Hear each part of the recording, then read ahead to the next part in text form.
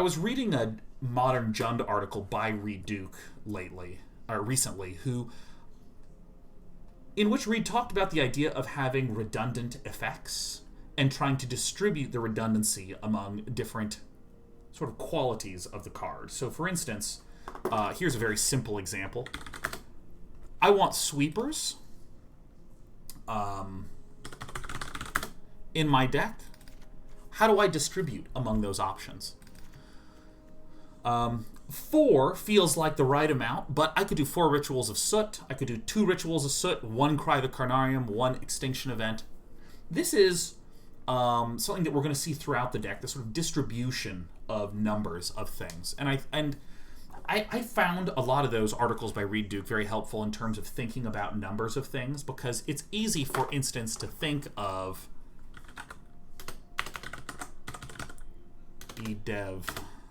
Bedevil. It's easy to think of something like, why 3 Bedevils instead of 4? Why 3 of this and 2 of that? It's easier to think of things in terms of, we want 7 single target removal spells. 7 of them. How many discard effects are we hunting for? Well, we can have the Thought Erasures and also Kroxa, but only 2. And 6 is a number that I see come up really, really, really, really often in deck building for any sort of control type deck. There is a lot of power, I'm sure many of you have had, when there's a card you like, you run 4 copies of it, and you have it all the time. If I run 4 copies of Thought Erasure, there's a 40% chance I have it in my opening hand. But with 6, that number goes up to something that I'm not going to try to compute on air. But I'm sure many of you have also had the experience of, if you run, say, 4 copies of Thought Erasure and 4 copies of Agonizing Remorse, that what this does is it starts to ruin your top decking. So I've been thinking about this a lot when looking at a lot of control lists in the past 6 months. Where are there 6 or 7 or 5 copies of an effect? Thought Erasure and Kroxa is like 6 copies of discard, with Kroxa obviously not quite being as targeted as Thought Erasure. So here are some of the things that I already found interesting. When compared to our previous list, we are running some Kroxas, which is interesting. Kind of cool. Cling to Dust is another one of these interesting effects. Exile target card from a graveyard. If it's a creature, you gain 3 life. Otherwise, you draw a card. Lot of Uros, lot of Rakdos sack decks, a thing that can ping the graveyard, or if we're up against control, at the very least I can cycle with it and do repeated cycles. I loved how this one played. I think a big thing that changed from the other list to this one is a much more strict reliance upon Planeswalkers. We have Nicol Bolas. We have Narset. Not 4 copies. 2 has been a number I've seen run quite a bit. Narset doesn't do anything on the turn that she's played. If you're up against an aggressive deck, or even if you're up against a control deck, there's a lot of turns when you don't really want to play the Narset because she will either just die or because you wish that you could instead have impact on what you're dealing with. So, just looking at this is a way to obviously get access to a lot of these spells that we have. This is an exclusively spell-based deck with the exception of Kroxa, which is creature. But I've been seeing almost all control decks steer away from 4 of Narsets if they are running Narset. What are some of the other ones that are here? Oh, this was an interesting one. Liliana, Waker of the Dead. Reid updated this to 3 copies. Now, one of the things that we typically think of with an Azorius control style deck is this idea of kind of keeping you denied, whoosh, and swelling up with cards. This deck, much more so, just descends down to a very small amount of cards in our hand and, through all the discard effects, in the opponent's hand. And as a result, if we're dumping our hand frequently and we're not trying to build up a huge hand, having Liliana's +1 force you to discard and me to do nothing because my hand's empty is really nice. But also Liliana's -3 is another form of targeted removal that in particular gets around indestructibility and other such effects. Not always relevant, but there are some 1-mana combat trick type cards that give creatures indestructible. And there's, of course, cards with the indestructible keyword on it. But I loved this sort of choice. We were running one of, and by we I mean Reid was running one of in the previous list here. But here's the one that I actually saw and was like, oh, right. Oops, wrong color. If we are descending down to nothing in hand, pair of Chandra's, +1, discard your hand, then exile the top 3 cards of your library. Until end of turn, you may play cards exiled this way. So, I mean, if we just kind of take a peek at what the early turns are like for us, it's kill creatures, kill cards in hand, kill cards in hand, kill creatures, kill creatures, kill creatures, kill cards in hand. So all of our cards are spent not drawing more. It's spent eliminating stuff and all this other sort of thing. And then if everything is sort of empty, my hand's empty, your hand's empty, the board is empty, Chandra Heart of Fire functions magnificently. And I think that I will stress something that we're going to see a ton today. A ton. When you're running out of cards in hand, and you are doing a lot of cast spells, you will often be able to get to 5, but it is hard as fuck to be able to get to 6. Because it's very easy to be like, what about Big Chandra? What about Big Liliana? It's just really, really, really, really hard to get to 6. And we're going to see that quite a bit here. So let's see here. There's still 4 more cards that we're going to be adding. And this is a Grixis staple. Discovery Dispersal. A very flexible card. If we are not trying, I'll actually move this to the 2-mana slot. If we are not trying to draw a whole bunch of cards and win by having many, many, many cheap things, kind of the traditional Azorius control, I just draw until I have so many counters and a Planeswalker that I'm protecting that I can win in this way. If we are instead eliminating cards from your hand, eliminating cards from mine, and we have escape creatures and escape cards, we can Surveil 2 with the Discovery half, put things in the graveyard, increases our Kroxa benefit, increases our Cling to Dust benefit, and notably increases our Liliana benefit. There's the -3. Target creature gets -X until end of turn, where X is the number of cards in your graveyard.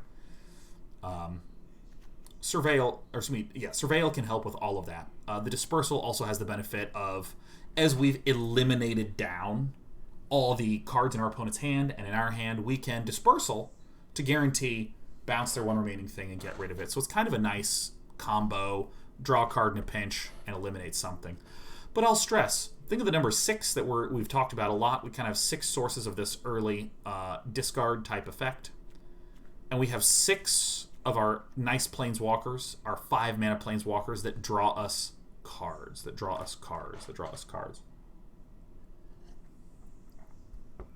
Now, Reid was still playing around with this list quite a bit. I'm going to build out the sideboard.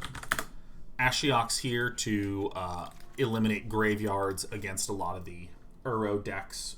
Enter the God Eternals, I think, is an absolute must-have in the sideboard for green-white Gruul aggro decks. This is kind of funny. A single... Man, I always do this. I always type DUR, enter, and then nothing else. This has 1 Duress in it. 1, which is kind of a funny number, but I will note, many decks that have access to black jam in 4 copies of Duress in the sideboard. I think that would be a mistake in this deck, because if I want discard effects, I'm going to be wanting to keep my Thought Erasures, Kroxas, Lilianas, and things like that. But if we had 4 Duresses and we put those in there, we have like 12 ways to make our opponent discard. We've kind of overburdened that side of things. So I like not over-investing into this, but instead of, say, a bunch of Duresses, have, 1 Duress, or maybe 0 Duresses, or maybe 2 Duresses, and then have some more of these reactive, counterspelly type things. We have, you'll note that we kind of do like 1 thing a turn, and if we're up against a faster green or red deck, it's really nice to be able to have Aether Gust as one of the best cards in the meta right now. Anyways, but I'll say this a million billion times, 2-mana spells are amazing in control. They're so good, especially in a Grixis list like this that's struggling to get to 6 mana. Being able to like do 2 things in a turn is very, very nice. And the last one, Cry of the Carnarium. All right, I'll type the whole thing out. We put in 3 of these for the other matchup. Poria says, I'm surprised to see no Mystic Disputes. Yeah, I think that's a really interesting one. And I think that what we might say is, dude, we are a proactive, attack your hand style deck. If I am doing something with 1 mana, I would rather be duressing than Mystic Disputing. If I am on turn 3, I would rather be trying to make my opponent discard, maybe playing a Narset, maybe playing a Bedevil. I would rather choke my opponent's resources than try to protect mine conditionally.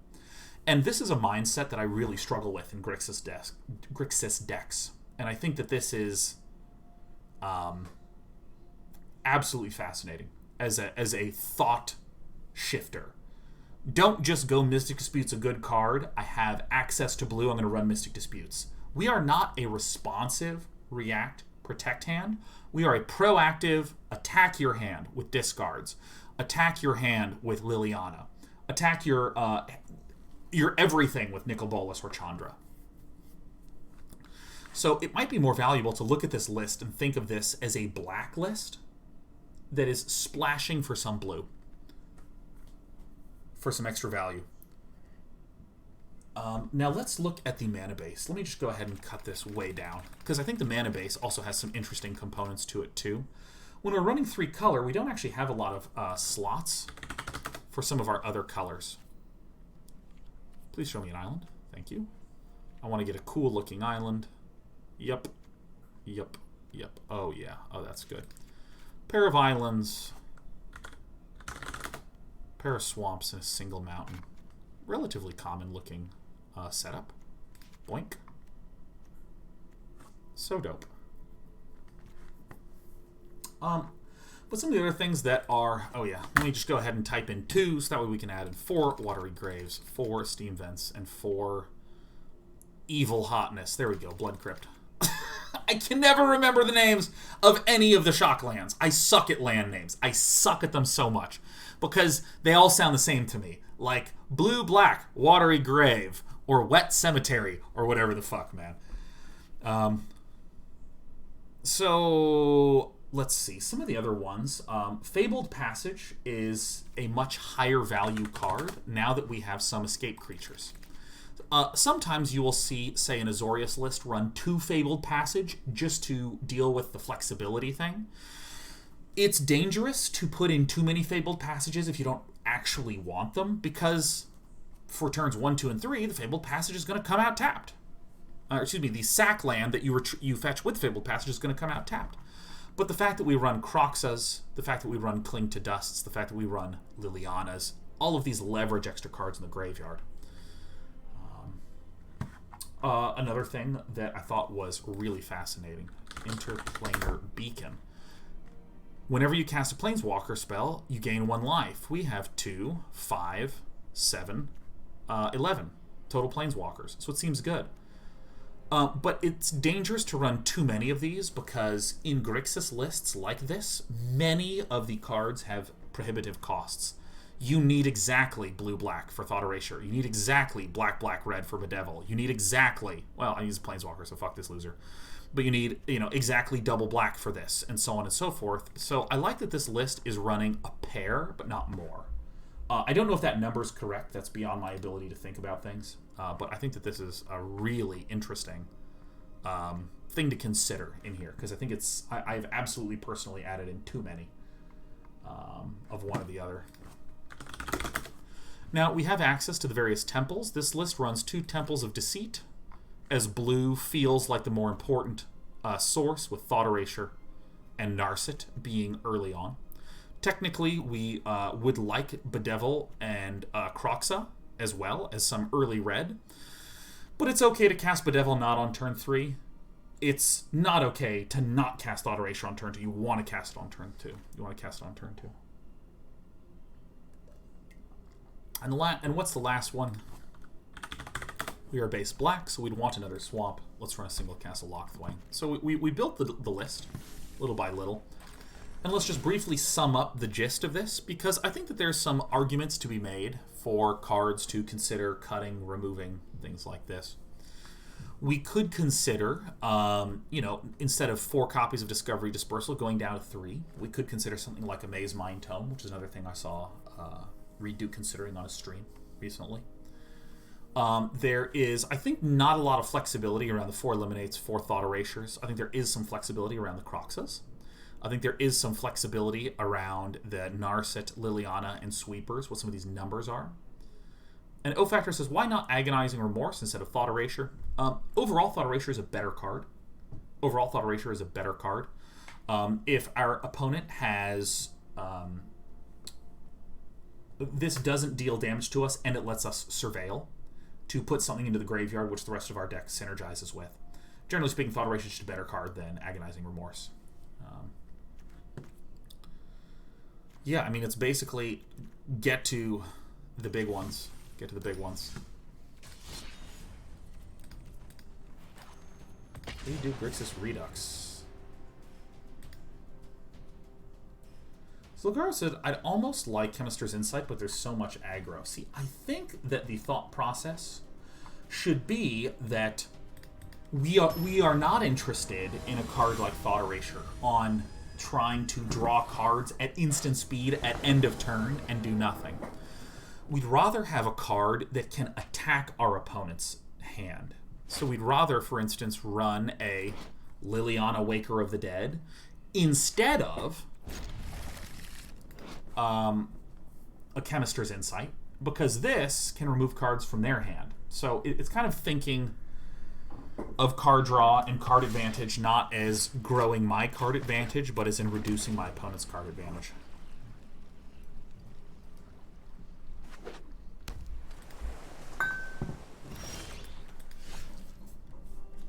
I'm going to go ahead and shock in the Blood Crypt here. I want to make... Wait, is this Silvos from chat? Ooh. Elm Space is playing the version before he added Lily 6 to the sideboard. Oh, I guess that's right. I guess we are. Elm Spice. Thank you. Thank you for pointing that out. Do you know... oh, Cardboard Live isn't even on. I apologize. Let's take a look at the sideboard. Liliana 6 was added to that sideboard list, and I'd love to know what was cut, Elm Space. Yeah, there's absolutely some differences going on. Oh, wait a minute. I accidentally opened 5 copies of Cardboard Live. Should be working now.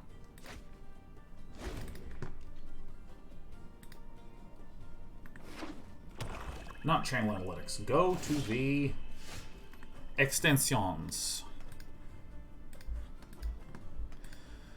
So, I mean, I gotta be honest. I think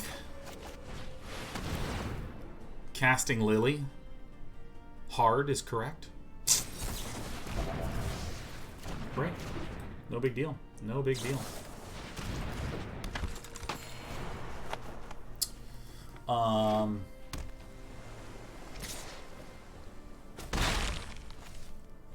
Aramif says, doesn't Liliana discard both players? Doesn't seem like it's helping card advantage unless I'm missing something. Yeah.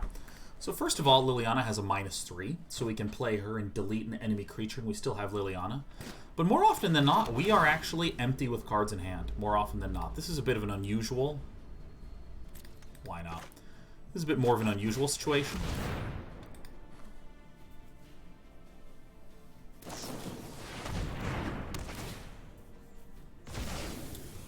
That's fine. I can see I'm not wanted. Chandra, Heart of Fire is going to be very nice here. Black Lance, Dirtlegon. This decreases the cost of flash spells, but not instants and sorceries. And we've already run into the negate. And the thing about this list that Villain is running, this list does not actually have terrifically much counter magic in it. It's much more creature magic. Creature magic? Creatures. Creatures. Technically, this is, you know, a functional counterspell. Alright, Lockmere Serpent. Now, one thing that sucks is that Chandra's +1 says until end of turn, you may play cards exiled this way. What it does not say is until end of next turn, as a light up the stage, you might say.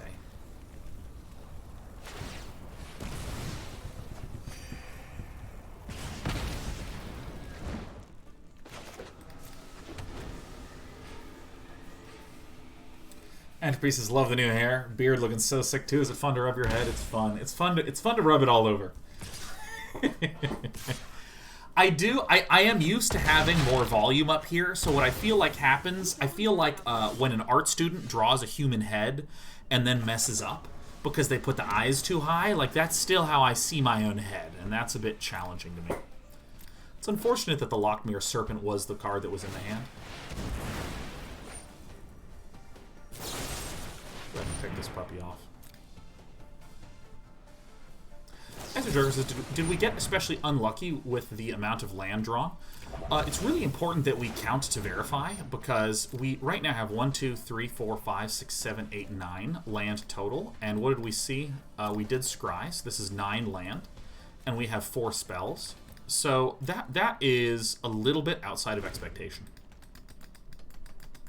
We kept the 5-lander, which is another important thing to know. 1, 2, 3, 4, 5, 6, 7, 8, 9.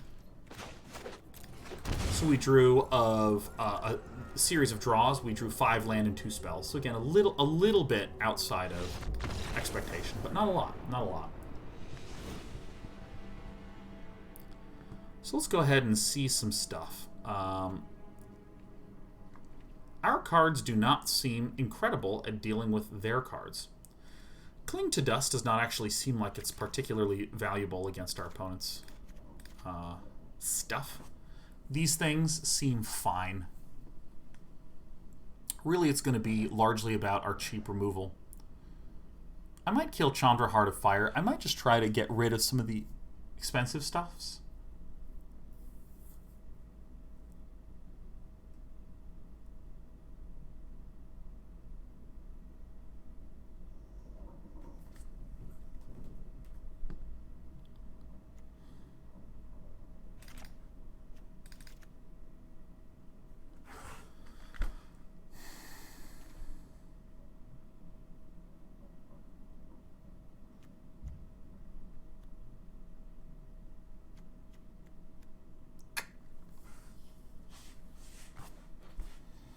What do we cut? I think I want to have all the discard things. Cry doesn't seem super great.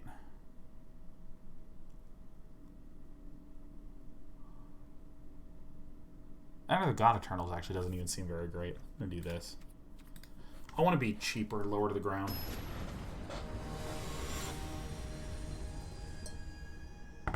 I might just straight struggle against this list. Cry seems better than Ritual here. I don't know. I really don't know.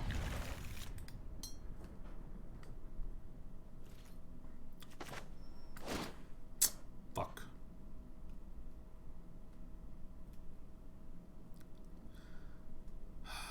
Okay, so I think I'm gonna be relying a little bit more on this. I really don't know if Cry seems better than Ritual of Soot. I really don't. Because aren't there some 3 toughness flashers?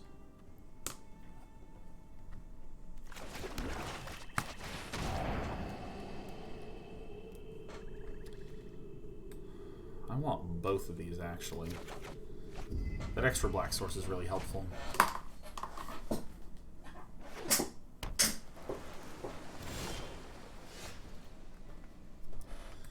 Okay. Avaugusta says the audio is a bit quiet. It's hard to hear sometimes. Hate to tell you this, my friend, but you have the power to control that on your end.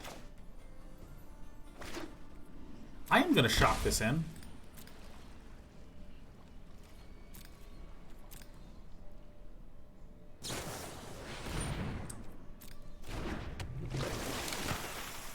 I'm going to Bedevil this. And you might say, why Bedevil?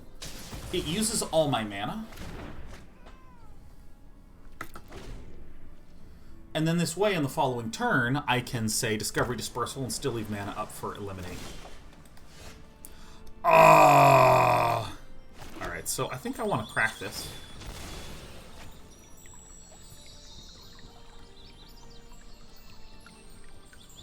Bobby Digital says, what happened to your head, Sean? Are you okay? Well, I was running really fast.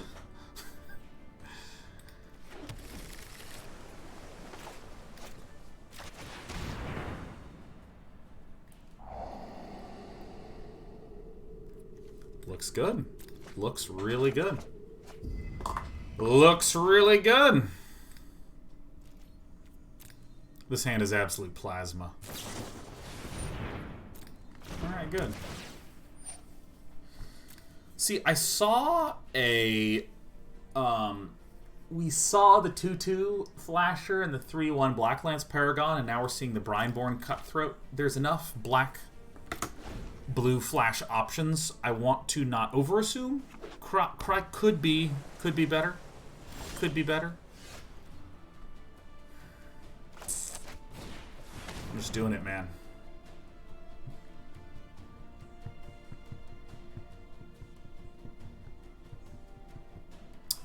Av Augustus, can you see if your YouTube volume is real quiet?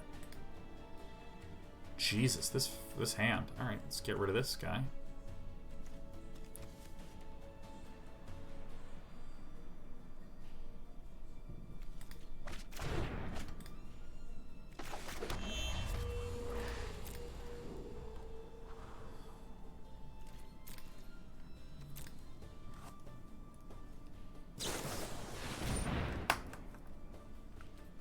Alright.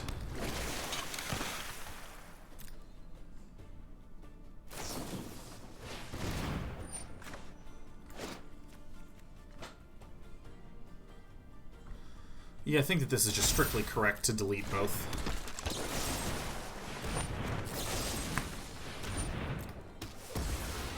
I love 2-mana hell. 2-mana things. So this is a Thought Erasure, this one. This last one is a Thought Erasure. We don't know what this one is, though. Oh, goodbye, Nicol Bolas. It was a risk.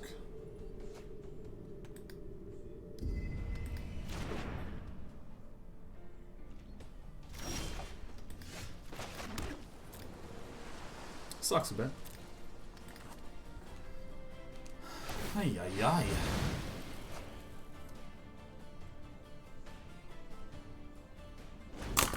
Two top, 0 bottom is not something you want to see. Okay. Extinction Event's okay. Extinction Event's okay. Alright. I think that there's an argument to be made that I really should have kept the large Chandras in this matchup. Maybe.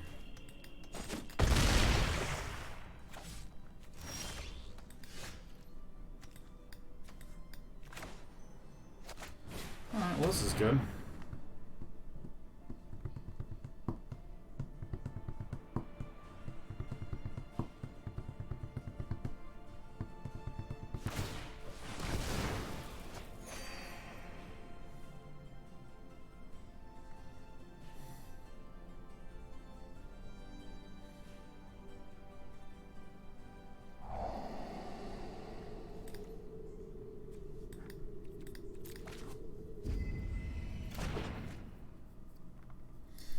All right.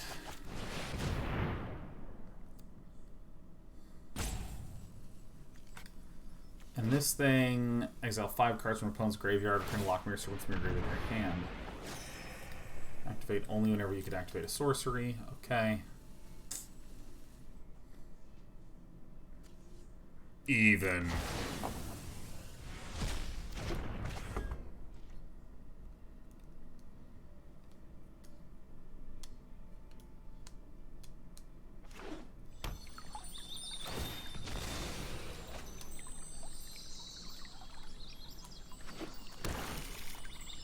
I think we struggle against this deck regardless. Regardless. I should note, maybe the biggest difference between this updated Reid Duke list and Reid's previous list that we played on air is that...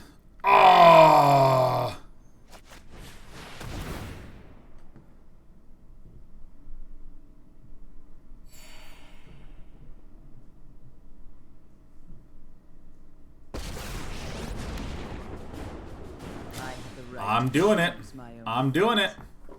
I'm chucking my Eliminate. Now, here's the funny thing. Our opponent could, conceivably, flash something in. We're doing things my way. What the fuck just happened? Why could I not respond to this?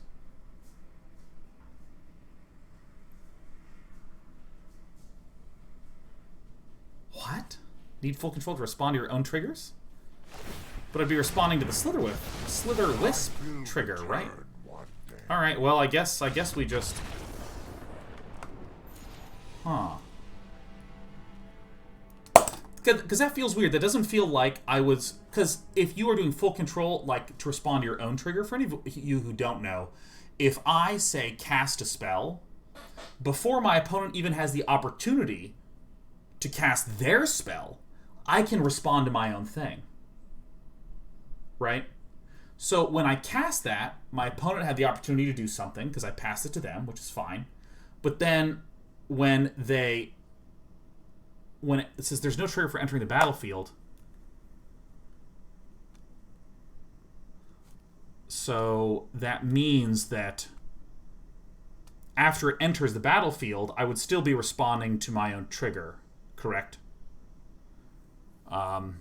Yeah, see, the thing that's weird to me about that specific interaction is that, in a literal sense, my thing is on the stack, and I guess that I need to be then responding to my own thing to kill the Slither Wisp, which, fine. But it feels like the interface should understand that my opponent has done a thing and that there's a creature out. You know what I mean?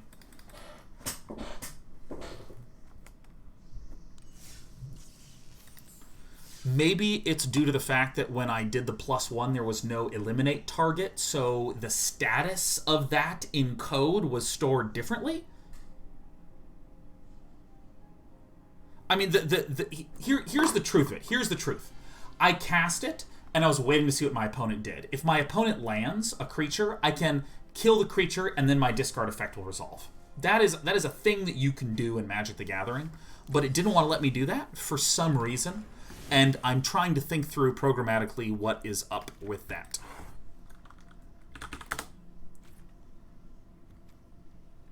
Oh, here maybe is the explanation for what's going on. Actually, I want this stained glass one. No, I don't want to spend any money. I see Wildcard says you do get priority again after the opponent's spell resolved, but there's a bug in Arena that doesn't know the battlefield changed, and you can now cast a spell when you get priority after it resolved. Okay.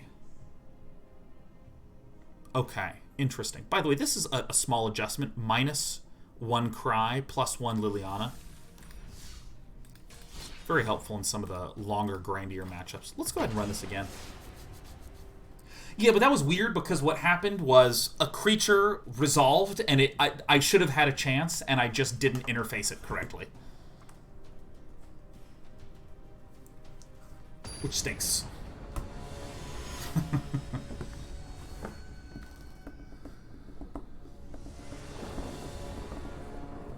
Alright, let's go ahead and hop in. This is a nice looking hand. Nice looking hand. Rub my head a little bit for good luck. Good focus. God, I have such warm hands. You have no idea how warm my fingers are. It's just, oh my god. Like, each little finger just feels like a tiny coal gripping my head. It's nice. B-Town Pro says calling it a bug is a little weird. Here's the reason it's a bug. So, for instance, take a stop at the end of the turn, like this. Now, if I put a stop, I get control over each individual stage of that phase of the game. If I don't, the game will just pass through it. However, if there is a creature on the board and I have an instant speed removal spell, the game will stop when it's there. So the bug is that my expectation was aligned with some of the previous patterns. My expectation was that when there is a creature and I have instant speed removal, the game across the board seems to wait. The game across the board seems to wait. And so for that reason, I'm going to be calling it a bug, although technically it appears to be doing things fine.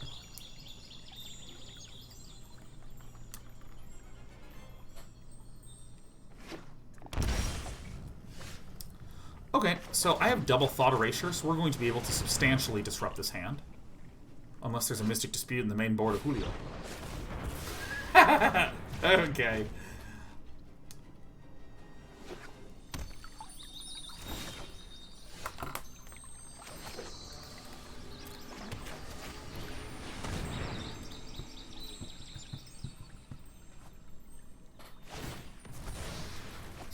King Limbs says there's a bug in your green screen where it's filtering out your hair. Happy 3 years, King Limbs 449.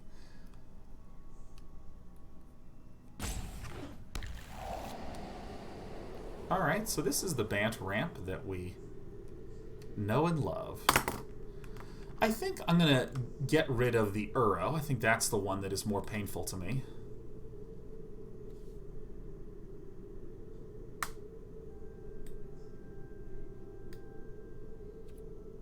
I think I'll do this.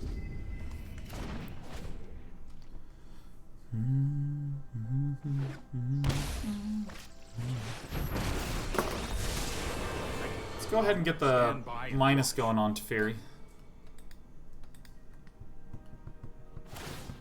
I'll protect you.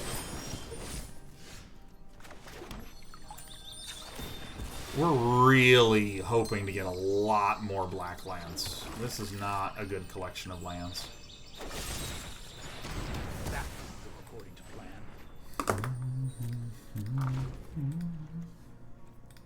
Hope everyone's doing good today, man. It's Tuesday. I'm starting to feel a little bit more like myself. It's only a matter of time. What do you bounce the -3? Nothing. Nothing at all. Cling to Dust is being real nice to us.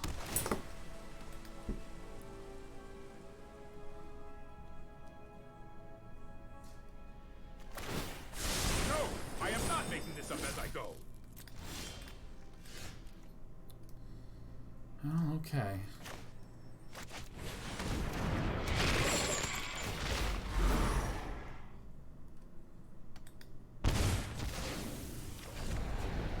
Opponent has enough land in the hand to do things.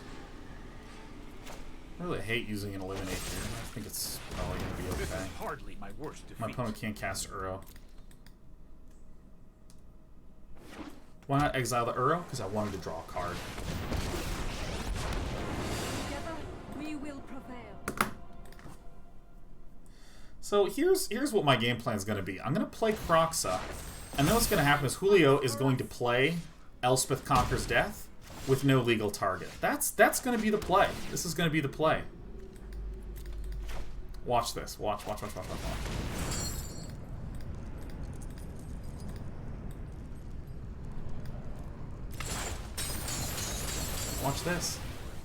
Watch this. Alright, watch. Alright. What are the odds of the Elspeth Conquers Death falling here, huh? What are the odds?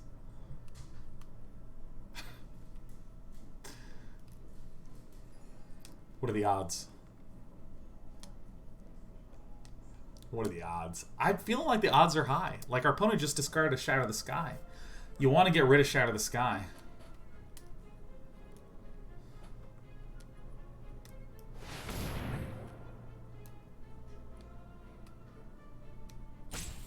Opponent's probably trying to count how to get the mana.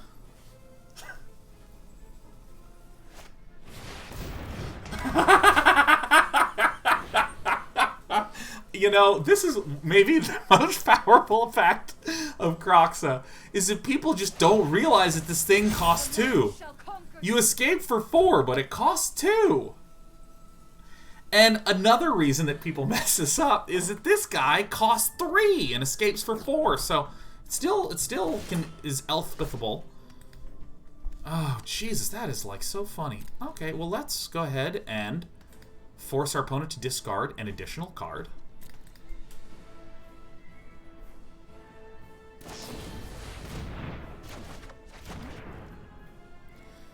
Alright.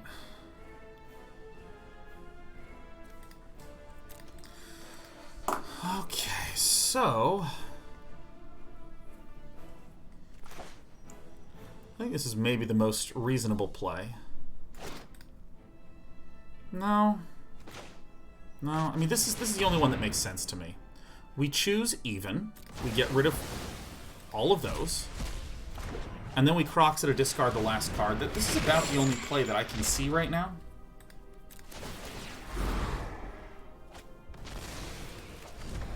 Getting rid of Anissa, which is not incredible.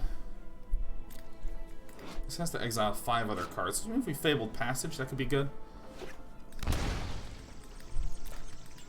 This is still a bit of a challenging one.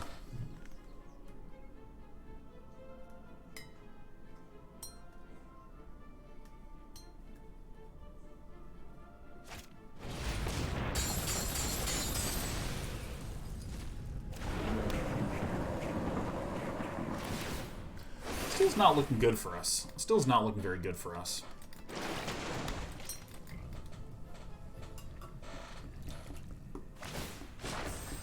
Rise, my elemental friend.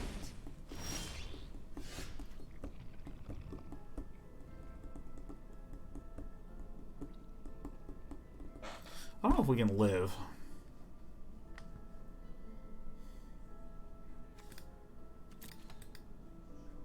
I'm just going to concede.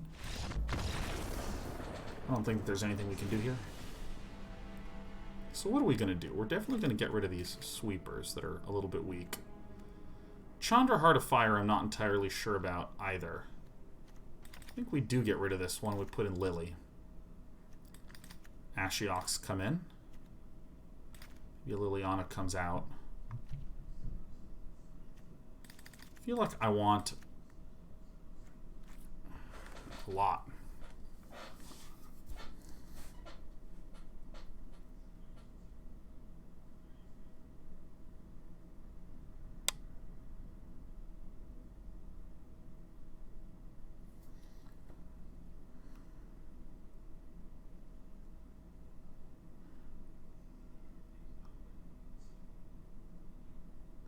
Do we run Aether Gusts?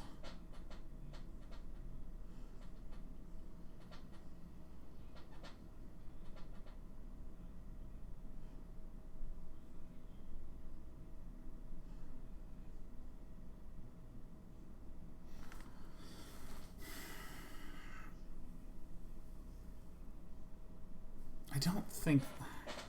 Let me think. Maybe not this many. It's definitely none of this shit.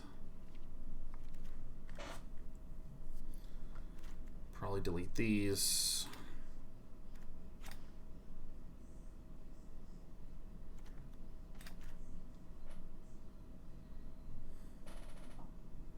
Seems okay. Seems okay. Seems okay.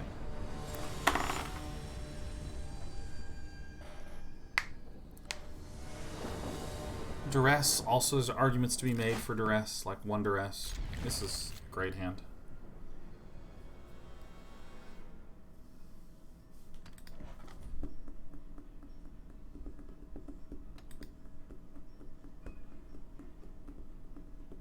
Duress hits Nissa, Teferi, Elspeth, Conquers Death.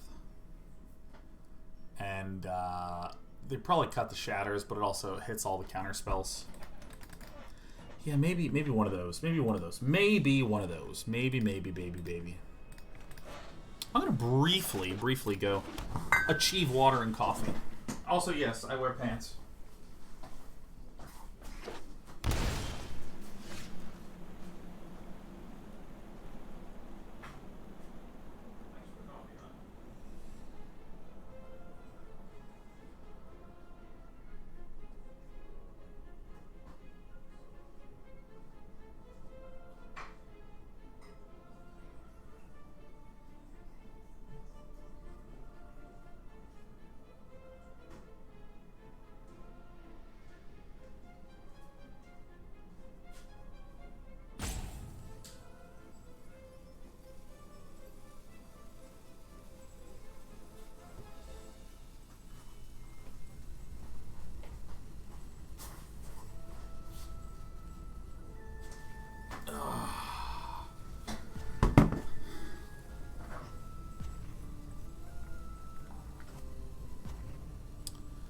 think I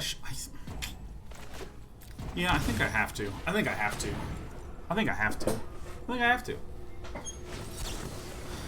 Yeah, I know my opponent has Mystic Dispute.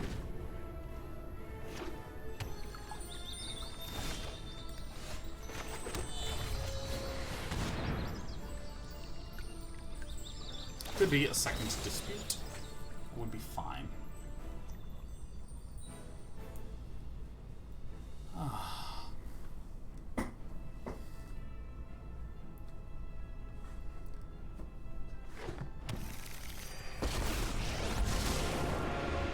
Beg for your life. Excellent. It makes your nightmares sweeter. This. Eat the Uros. We got one. Yes. Uro in the bin.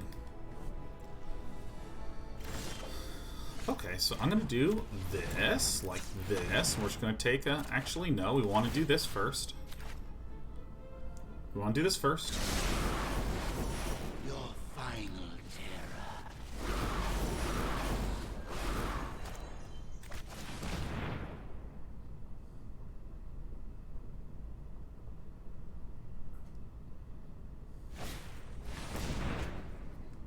Okay, so we're hoping to get another discard effect.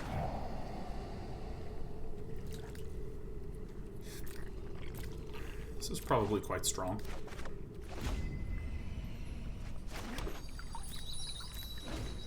Probably quite strong. What's nice is that if my opponents say cast an Uro, I can Aether Gust, and if they put it on top, then I disintegrate it with Ashiok. So Aether Gust and Ashiok actually have like really strong synergies.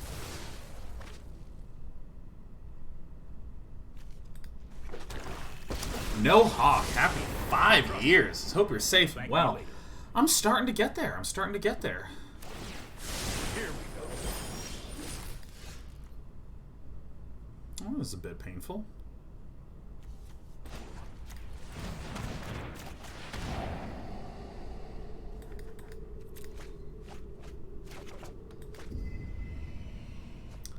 Oh my god, fuck. Very, very quite concerning. I leave you with one. Do you notice the wind more? I feel like I don't really notice anything in particular. What I noticed the absence of hotness. It's not so damn hot all the time. My epilogue. So it's 3 disputes. 1, 2, 3. Man, I find this unsubstantiate. So weird.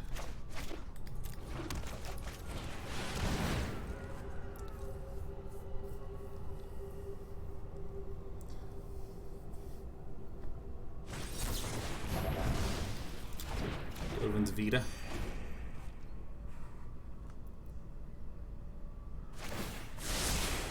Don't worry, I got this.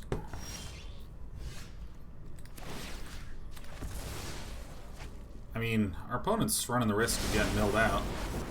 You were a delight. Is that a second insubstantiate? Substantiate 1, insubstantiate 2? Damn.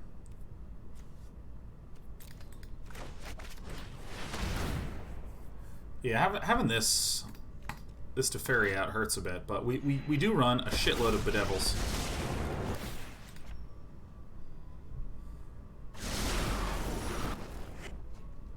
Only Good time. ones to get rid of. Miss it to ferry. Become too involved Mia. with my work.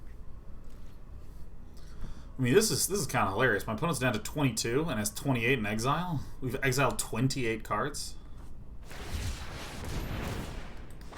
Alright. You hate to see that. Oh, I've done the hero thing before. Up and away you go. Relent. Okay, so I'm going to do this and hope to hit a Cling to Dust. Your final terror is upon you. Well, there's our Castle Locthwain, our Narset, and our Bedevil, so sucks a little bit, but that's fine. I'm not 100% sure how to sideboard in this particular match, but I think we're doing okay. I think this is good.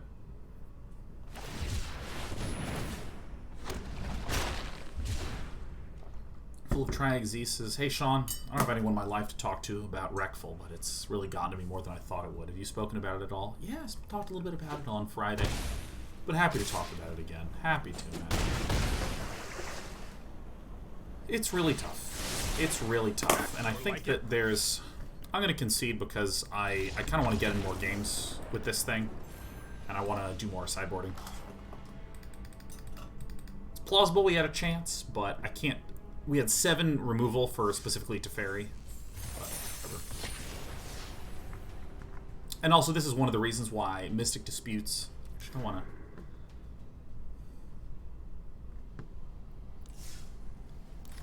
Like, here's actually kind of what I want to do. I kind of don't like Ashiok Dream Render very much. I kind of don't. Like, what I kind of want to do is get rid of these guys and put in a Negate and a Duress, and then something else. Maybe just another Stroke. I find Ashiok hard to reason about. I'm going to make my sideboarding a little easier. Just put in a pair. Ooh, not you, not you, not you, not you. Either way. Yeah, I think that there's this thing that is still...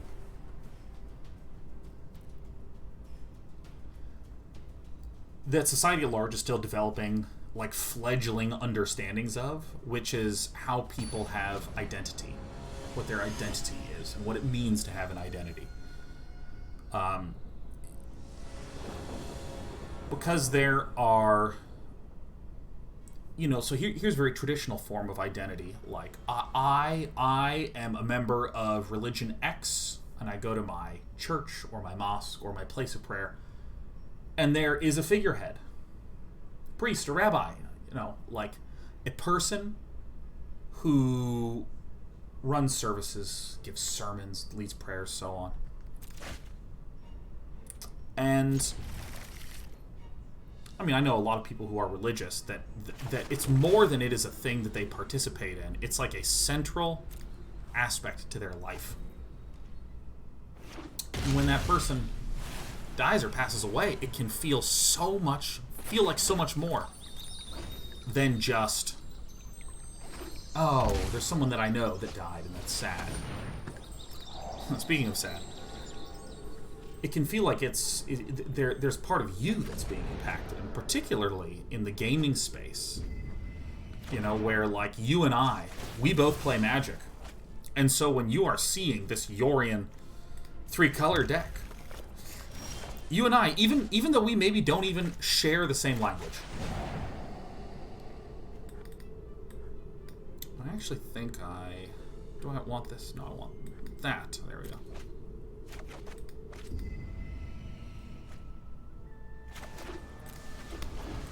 You and I might not even share language, but we have that shared experience. And there's a lot of people who, like, you know, like, I didn't play StarCraft. I was a StarCraft player. That's, like, who I was. And I think for, you know, so many people with streaming and gaming where there's these shared experiences, or there's a streamer you tune into, it's not like, you know, the Marvel Cinematic Universe or something like that, where it is something that you...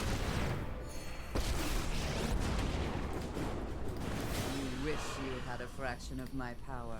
Something that you tune into for 3 hours at a time and then you're done for a while. Like, for a lot of people who watch streamers, it's like part of their daily routine. Part of their life, man. And they identify as... Oh, I should have chucked this away because I don't have double black.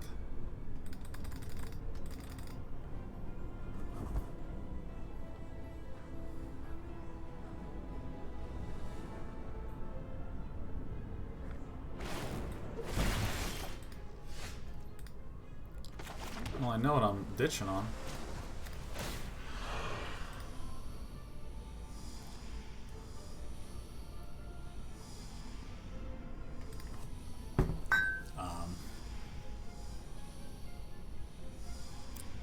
Yeah, there's things in it. Yeah, if you're watching a streamer, you know, maybe you watch that streamer 20 hours a week. Maybe you watch them 20 hours a week, and it's like they're an important part of your daily experience, and they've shared their life philosophies and thoughts and opinions in ways that make you go, yeah, that really resonates with me. I am that.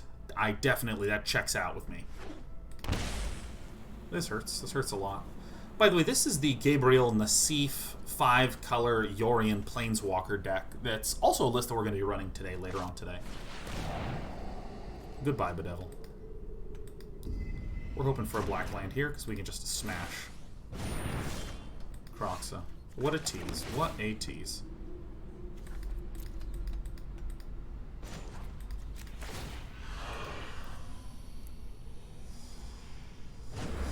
If someone who's like shared opinions and thoughts and life philosophies with you dies, it can really feel like there's a part of you that's gone. And I think that's why so many people had a really hard time with Reckful's death. A lot of people had a lot of trouble with In Control's death.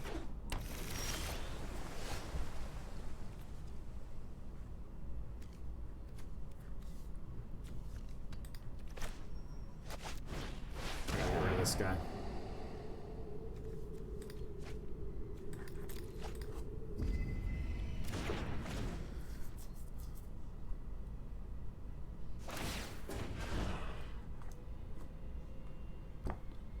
Let's get rid of this stupid island. Let your weak minds crumble. All right. Who's ready for a good time?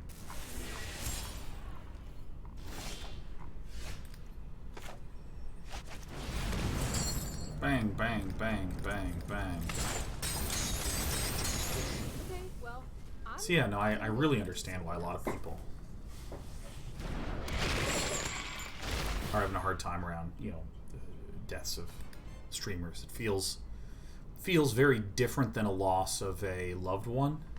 That, you know, I've had loved ones I care about die who were in different realms of life that did not feel like it was part of my identity in the same way that when Jeff died, I felt like it was part of my identity that was under attack, you know, for lack of a better word.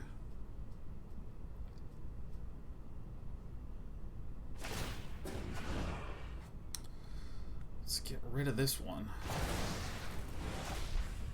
Witness a mote of my power. Yeah, I think that's going to be defo. When there's this many planeswalkers out. Okay. I don't think that Cling to Dust is going to help us particularly much. I don't think that any of our sweepers are going to help us particularly much. Duress is going to be high value. Negate's going to be high value.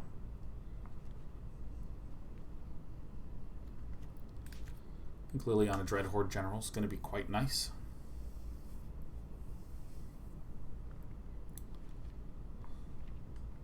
Huh, look at that. I ran out of space.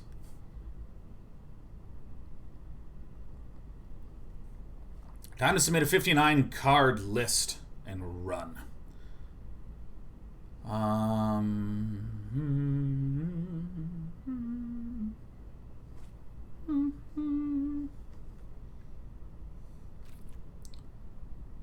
I think this, because it's the least shit card here. Another argument could be made for Cling to Dust, because it's a recurable cycle. God Eternal can only hit creatures. Our opponent is a 4-color Yorion deck. A 4-color Yorion deck. You might think it's 5. But you're fucking wrong, dude.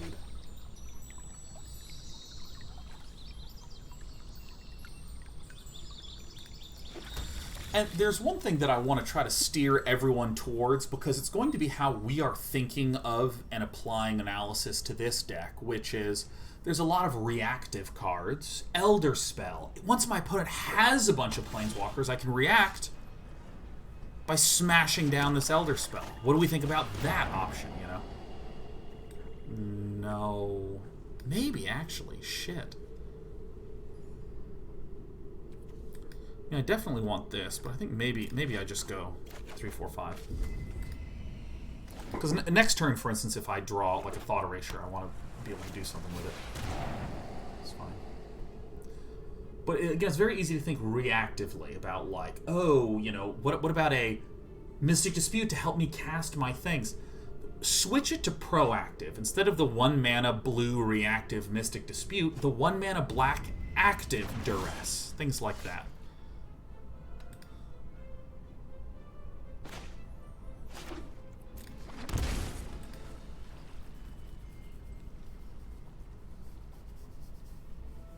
Like that sort of thing. So I'm going to steer away from these responsive, like, Elder Spelly type things and just try to really one for one.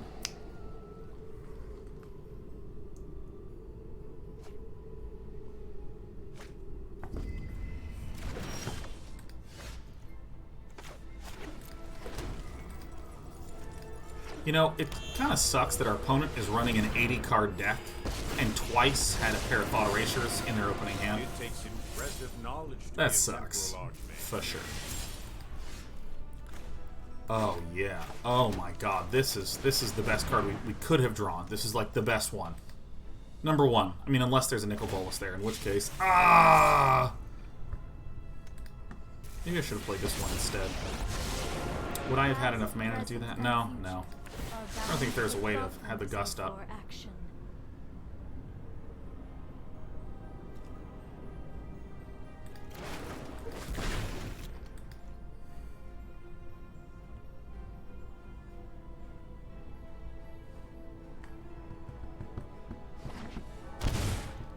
Ah!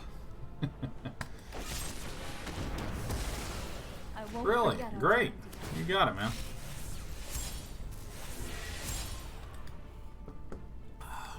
That's good. There's no Bolas. Let me bring in this guy.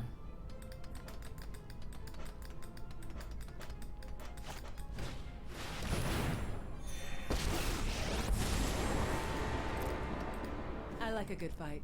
Notice I didn't say fair. I have a mind revenge. I'm gonna make myself scarce. Oh, yeah.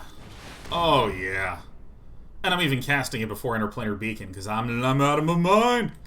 That's actually a mistake because I want to leave up 1 black to have the capability to... This is at 8. Alright, now it's at 7, and then 8, and then 9, and 10. God, once again.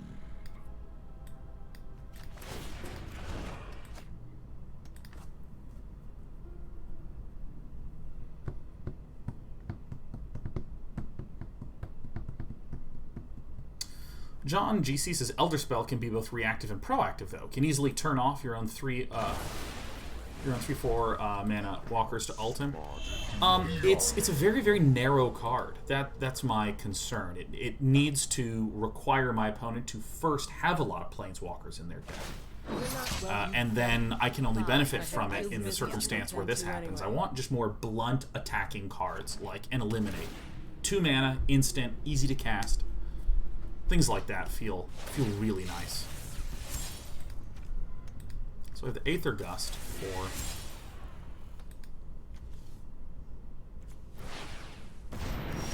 Welcome to the hand. Okay, so let's first draw.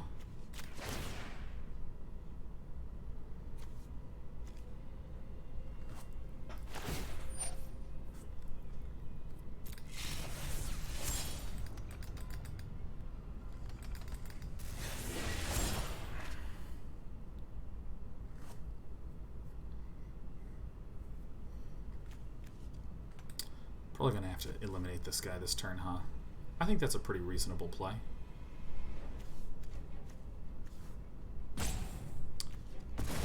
There's the Ugin that goes. This is one thing that's really nice about a deck that causes so many discards to occur. It's really easy to kick off good old Ugin.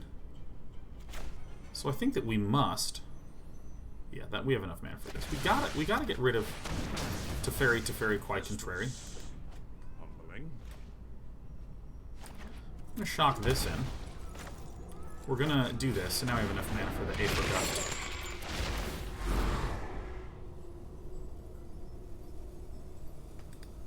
What do we have an Aether Gust in the deck? They have Nicol Bolas and Narset of the Ancient Way, and that's it. So we didn't have anything good in our sideboard for this matchup, so we just decided to put in one copy of Aether Gust.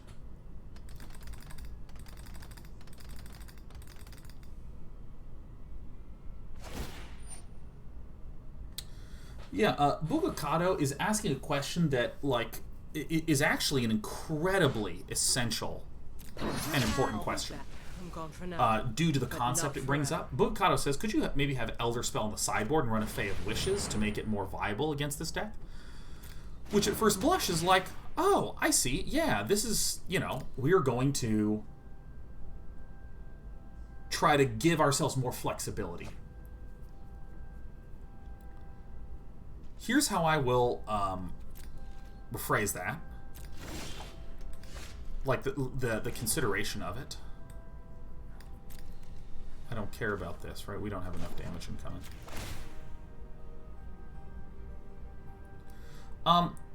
We want to do something active every single turn. We want to, like, kick the door in. My intellect is without limit. We want to do things like Thought Erasure and remove a threat. Done.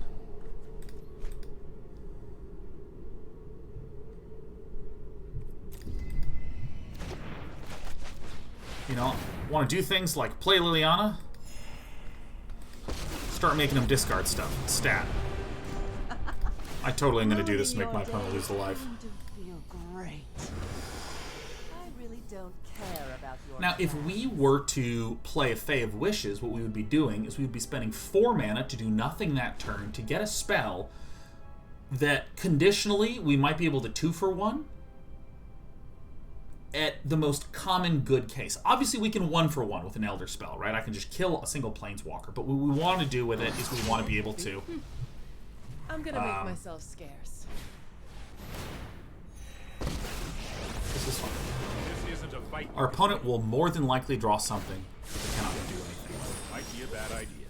So if 2-for-1ing is the best case with an Elder Spell, not the best case, but the most common good case. Like occasionally we would Fae of Wishes and kill 4 Planeswalkers. That's rare. But again, we would be using a Fae, which is 1 card, and like most of a turn. And then the next turn we'd be 2-for-1ing. It's like a very slow, mild value play when it's much, I would say, more efficient. How do I want to do this? Well, certainly this first. It's just a hell of a lot more efficient to just play a good card like a Planeswalker than a Fae of Wishes. Do something that has a very strong, broad impact instead of a potentially extreme narrow impact. You have no weakness I cannot exploit. Alright, so let's...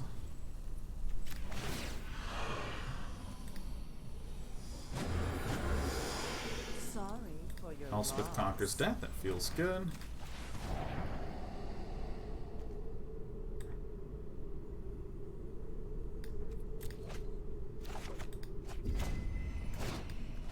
So we want to do this. You just let me know if you're up for round 2. Great. And so I think that, like, I like this example because it's just, you know, the question about the Fae of Wishes in that context, because it's, you know, Plux is something very reasonable about, like, I can imagine really powerful cases and that sort of thing, but this deck is trying to do active pain every turn. And everything points in that direction. And I feel like maybe a better parallel.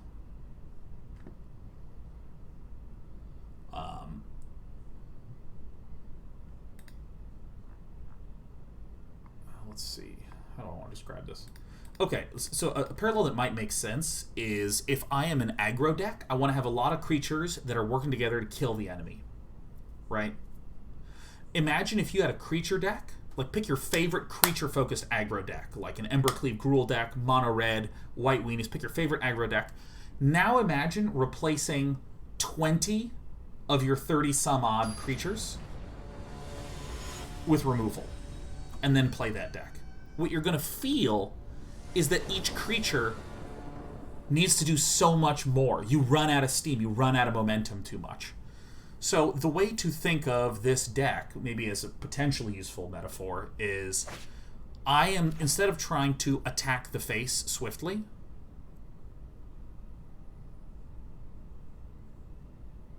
I can cast one card, and Aether Gust doesn't count as a card. That's a better hand. You know, we might view this as a bunch of cards that are trying to attack the resources that are other than health. How does this fucking guy always have Thought Erasures in the opening hand? Oh my god. So in the same way that if I cut too many creatures, I'm going to hide the fact that I have this.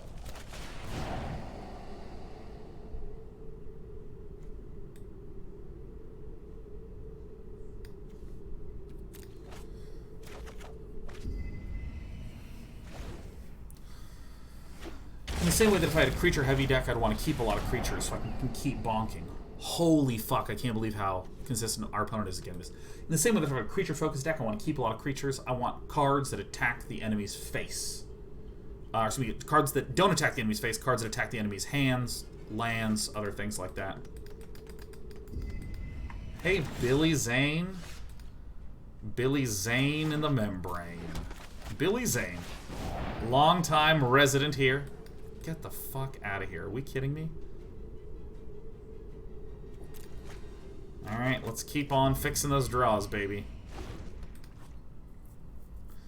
Billy Zane just hit a 100-month subscriber anniversary. Happy 100 months. Hone your prowess. What?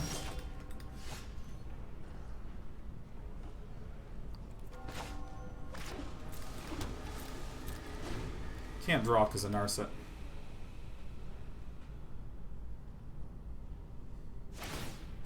Meditate.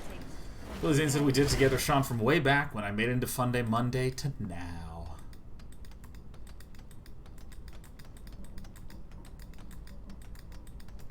Damn, Fun Day Monday, good times. It's the Mardu lands, that's good. Get that one out of there. Whatever will be discarded, I do not know. Me as queen of the dead. I have no interest in fighting fair.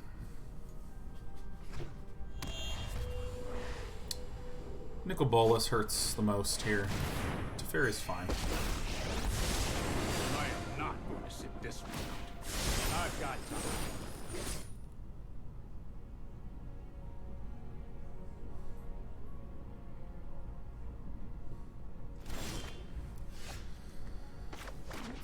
Pay the life. Play this first.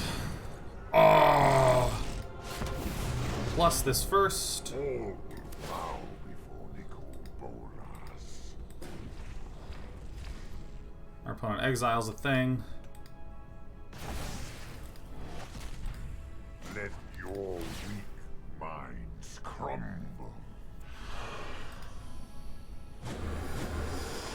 You think too much.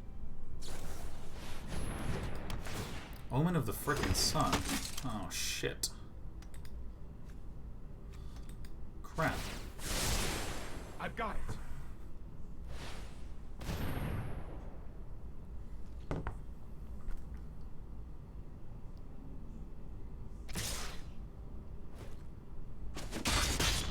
You amuse me. Okay. Slight change of plans.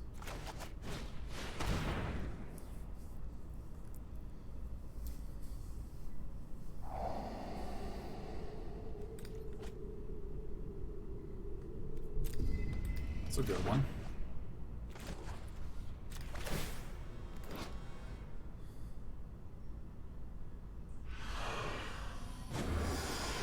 Sorry for your loss. Beginning of combat on your turn. Put target creature card on the graveyard of the battlefield so I can endlessly cycle Yorion, unless my opponent.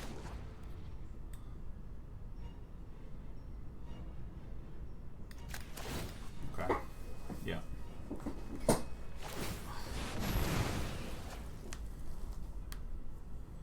So we're going to get multiple activations of all this shit.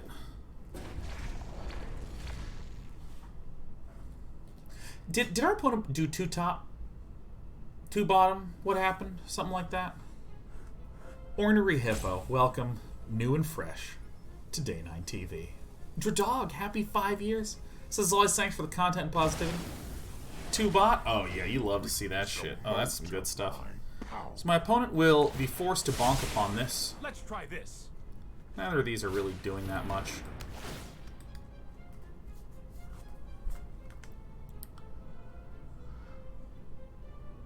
Powerhouse says, holy shit, I got gifted a sub thing. I've been binge watching Fun Day Money from 10 years ago. Love that you're still active and rocking. We're on year 11, Power Hour.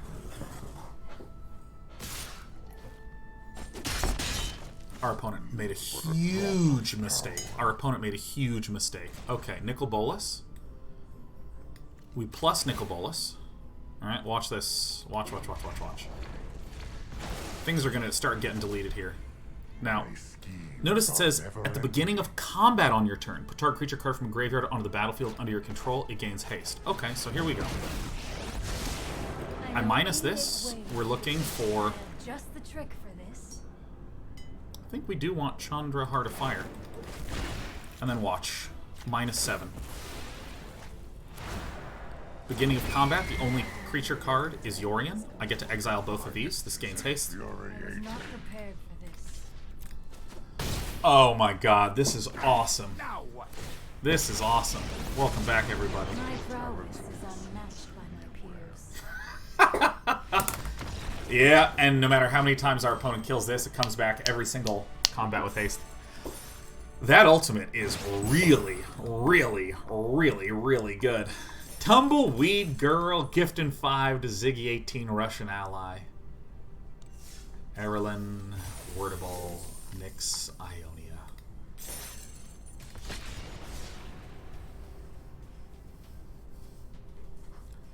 It's one good emblem. One good emblem. One very good emblem. Emblem. Lori Marto 94. Now there's a good looking opening hand. Can we...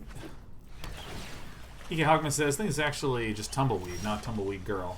Tumbleweed, are you a different individual than the artist formerly known as Tumbleweed Girl? Am I making this mistake again? So for story time, Patrick JRM, a regular, changed IDs to not Patrick JRM and not Patrick JRM. And Patrick JRM are the same person. Now, Ghost Stalker, 1, 2, 3, 4, so we get the, and then we eliminate the Growth Spiral. We can eliminate this, we can kill that. Okay.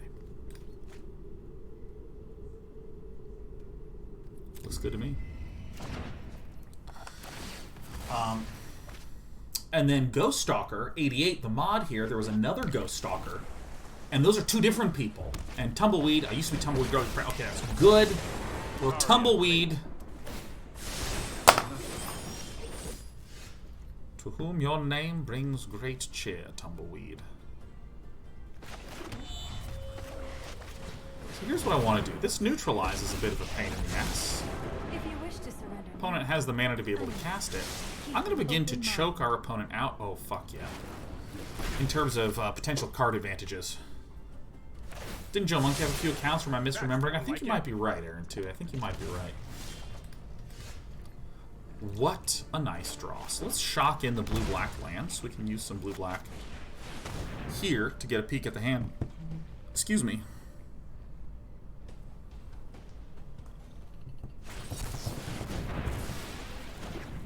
Not a big deal. Tall.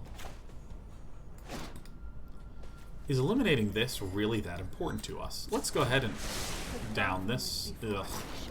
This sucks a lot, huh? Opponent's also running an 80-card deck. Let me get this off the board for now. Let me get it off the board for now. Gonna get it off the board for now. And if you have any other questions, my answer is I'm gonna get it off the board for now. Oh, God. Ornery Hippo. Dana, I just want to throw a shout out to my favorite internet personality for years now. I've always found your fun-loving personality to be truly inspirational. and I've always, in a small way, tried to model my personality like yours. Keep on, keeping on. Love your stuff and everything you do. Thank you, Ornery Hippo. Happy to have you, and happy to spread a little bit of that joy, man. You know what? I never get to cast this last.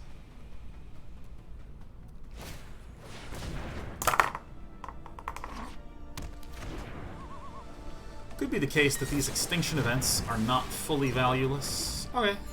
You got it. If our opponent descends down to a single card into the hand. 4, 5, 6, 7. Now this is a tricky pickle. 1, 2, 3, 4, 5, 6, 7, 8.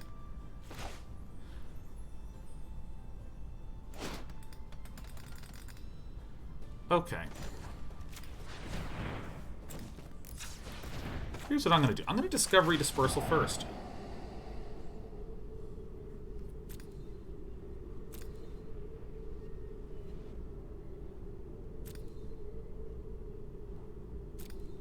I think I leave both of these here.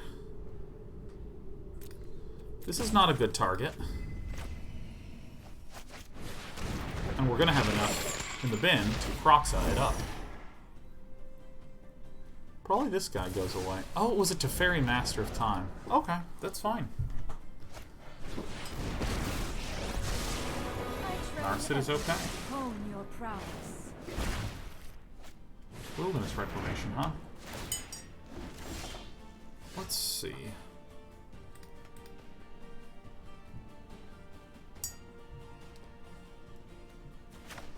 So here's what I think the play is.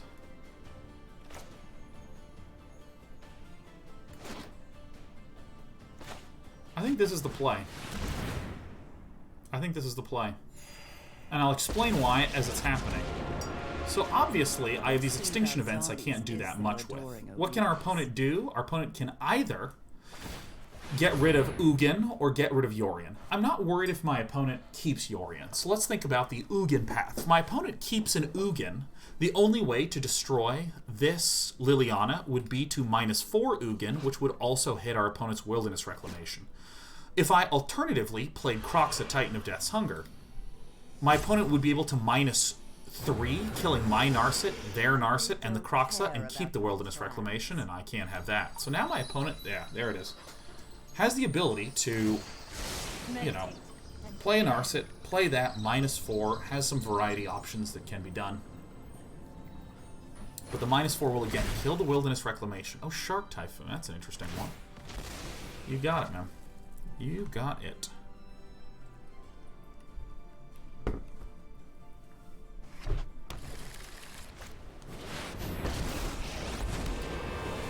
This is a bit of the downside of Ugin, is that, like, you have to nuke your own shit, too. My mind needs a rest.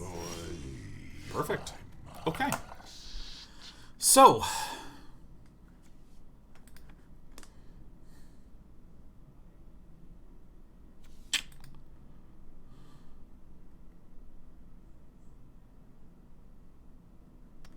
So, how do we want to do this?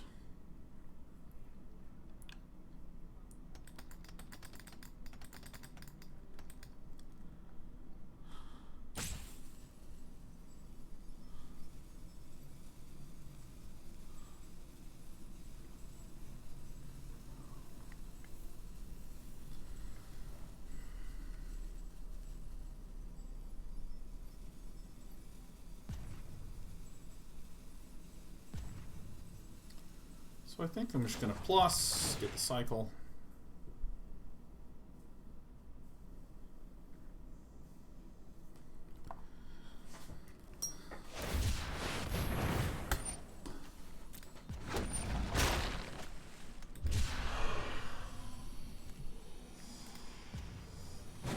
Opponent still has to discard something. It's Teferi.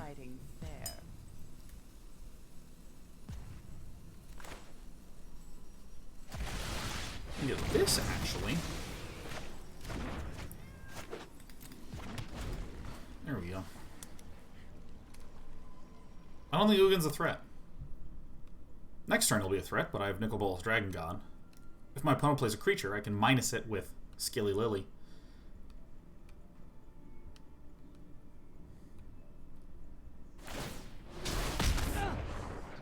That's fine. Ignore my draconic talents. We do need to accelerate this a little bit because one expansion explosion, we're in bad shape.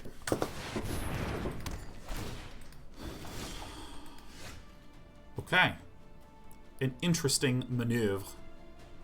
Alright, so we're just going to Nicol Bolas first. Gain that life. Gods once, I am one again.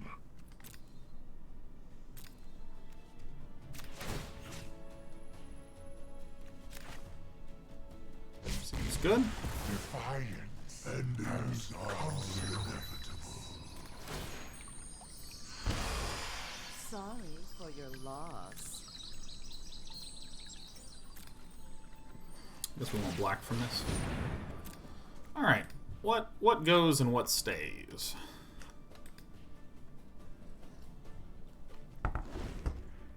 Zero top, two bottom. How did they emote that? How do you do that emoting? That's crazy. Our opponent actually has a lot of damage coming in.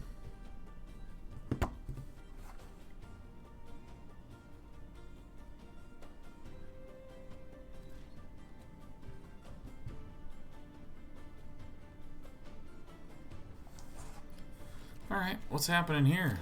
Nothing. I mean, I'm just looking elsewhere, man. I wish for a swamp. My wish came true.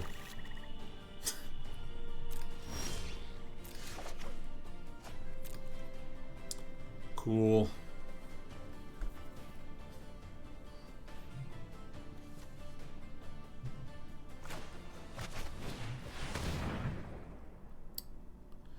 Let's deal a crap load of damage here. Yeah, let's get that one out of there. Nope. Now, here's a thing to note. We have nothing in the hand, so we can obviously +1, which deals 3 damage to villain. Now, we could +1 and make our opponent exile, but I think the faster ticket is to do our own Liliana's +1 to deal 3 damage, and then do Kroxa. And I am everything. And deal 3 more damage.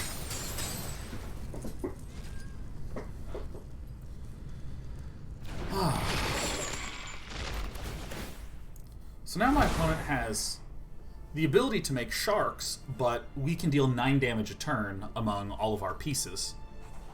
Which I think is a bit startling, because if you think about something like the traditional Nicol Bolas win condition of -8ing, you know, you think of it as Nicol Bolas is doing little to no impact on the board. If I have a lot of lands out, I'm just like sacking a land or maybe sacking an enchantment. All these types of things start to make you feel like, okay, I have 4 turns, and now I'm okay. But with the Lily plus Nicol Bolas using the Lily plus, and then Kroxa, like I don't even care what our opponent has, because our opponent has to figure out a way to remove 3 threats.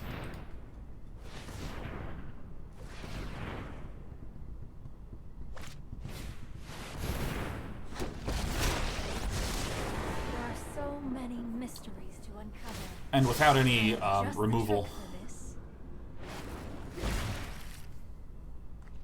Fuck. Fuck, fuck, fuck, fuck, fuck. Shit.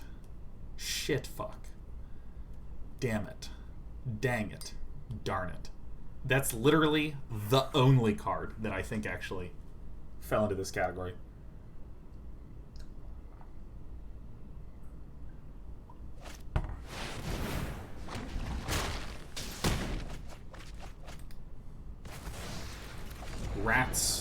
Rats, crud, crap.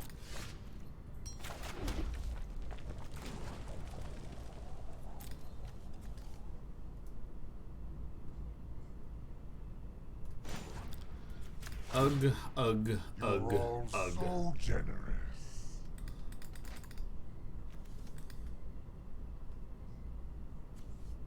Ten, 3, you know.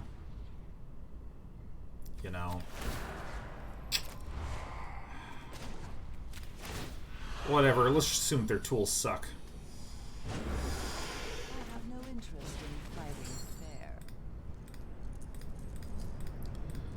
Well, dang it. Felt like we had it. Felt like we had it. It's possible that Lori Mardo can't exactly attack. Oh, that just sucks like so much. Oh, wow. An open mind. We went from like a 95% chance to a 5% chance. Okay. Dang it. It's alright. That is alright. Okay, so these go for sure. For sure, for sure, for sure, for sure. This should stay. I'm not 100% on these Kroxas. I think the Duresses make a good bit of sense to have.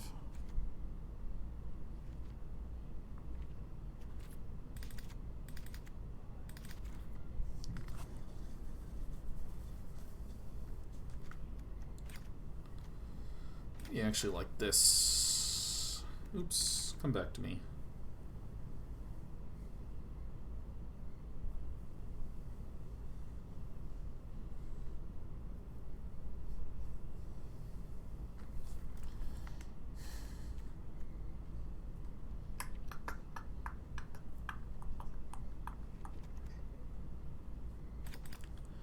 I think I want to focus more aggressively on discard.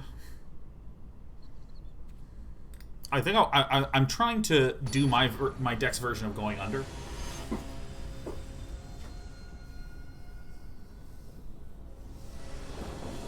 What does Necromentia even do? Oh, does Necromentia delete all this stuff? Yeah, Necromentia is just an all-around not good card. Ow! What on earth? You've never dug your little claws in here before. Hi! What is it? Oh my god, you just came in here like a little bat out of hell. Come on up. Here, come on. Come on. Get your claws out of me. Come on. Here, look, I'll make it easier. Look, come here. Oh my god, this cat is just absolutely out of her little mind.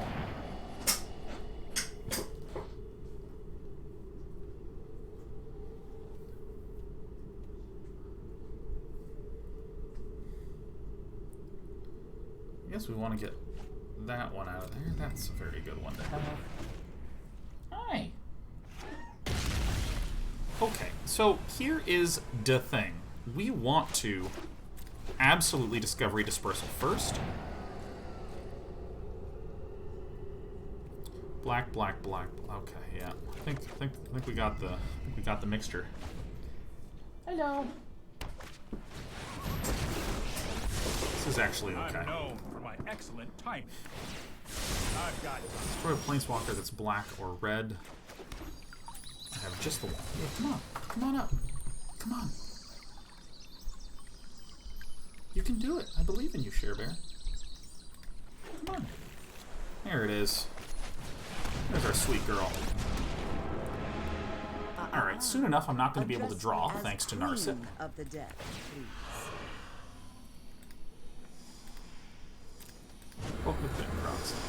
We're doing things my way. So here's the thing. We would love if our opponent was like, oh my god, I gotta devout decree this as hard as I can. Mind and body with thoughtfulness before action. Hi, sweetheart.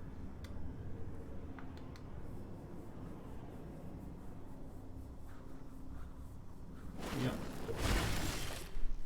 Yeah, you know, I can't say this enough, sweetheart. I love you too.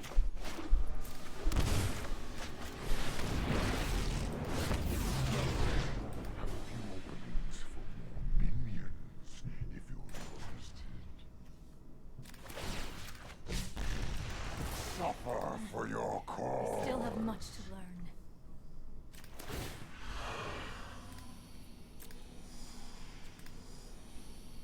Maybe I shouldn't discard the other one, actually. I made a mistake.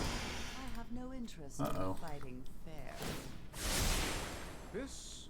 Might be a bad We idea. should force our opponent to do something a little proactive. After 1,000 years, I'm getting the hang of this.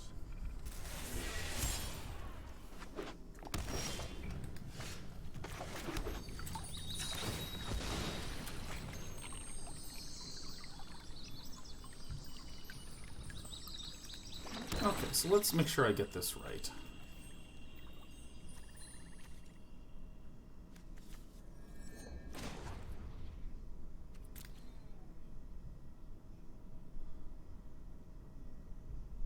Yeah.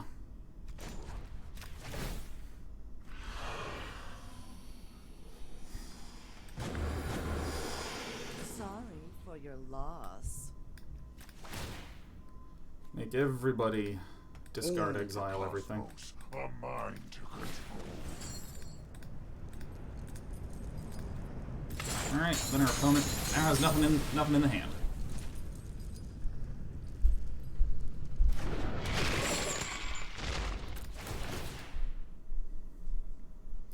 This little cat is the sweetest thing. It's the sweetest darn thing. So opponent can draw and then is forced to discard. Ketria Triumph. Bye.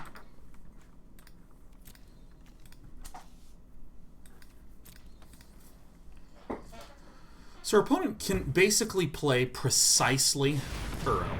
And that's it. Everything else that's in the hand is going to get discarded. I'm going to kill every single thing on the board.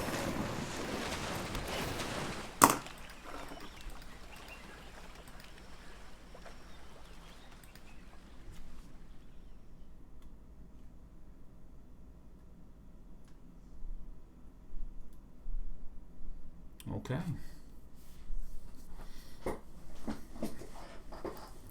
Maybe -3ing this is the play.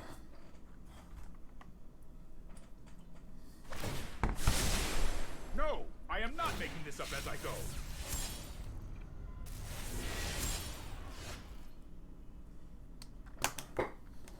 Okay. First things first, play a Narset. Those who cannot perceive beyond the veil of reality are lost. I think I need to do this first before I start making discard action Own happens. your prowess. Got him.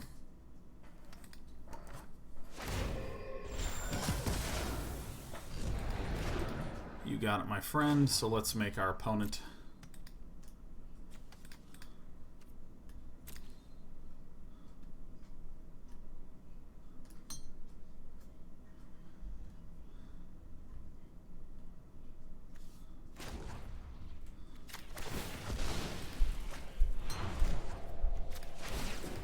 I think this is actually what I want to do.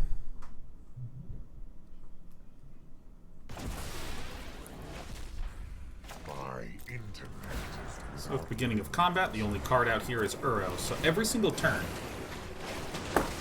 I get to get an Uro. So I get to draw 3, draw a card every single attack step for free.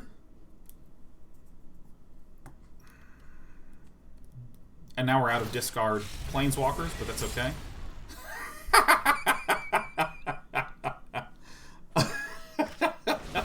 Okay. Yeah, okay. Alright, that's okay. I can see. Awesome. Awesome. Super awesome. Here goes nothing. Okay.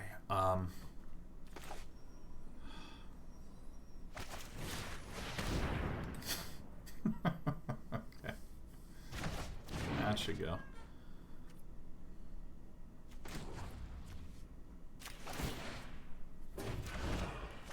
Okay, feels good. Feels sufficiently good. Yeah. Yeah, I think my game plan is mostly correct to try to empty everyone's hands, and I have Planeswalkers that function better with empty hands. Teferi, for instance. Teferi 3 is a Planeswalker that functions well with a full hand. You can +1, which gives you more flexibility with other cards, other sorceries, things like this.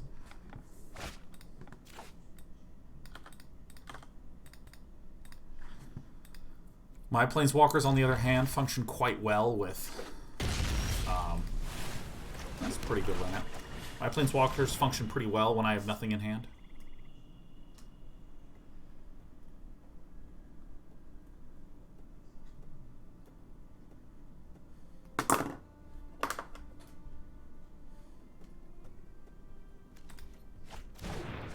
Cut my opponent out of card draw.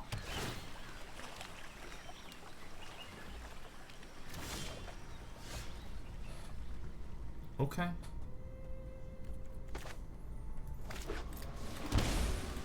Shocking this in case my opponent draws a Narset.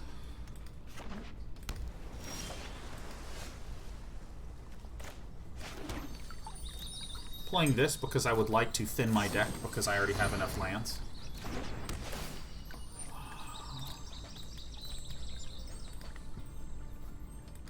One top, one bottom. Okay, that's fine.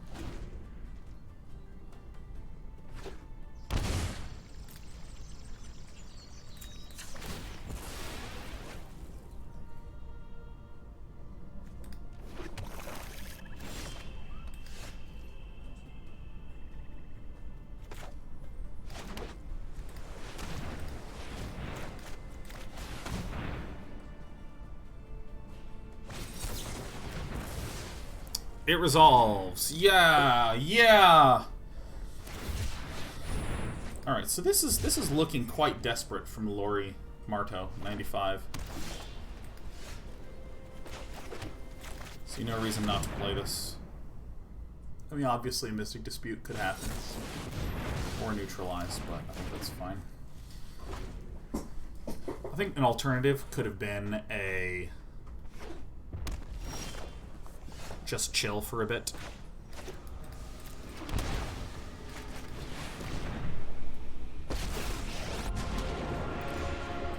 Ooh, this is nice. We got a Castle Locthwain on the board, man. Great. I really don't care about your plans. Man, that is nice. That is nice.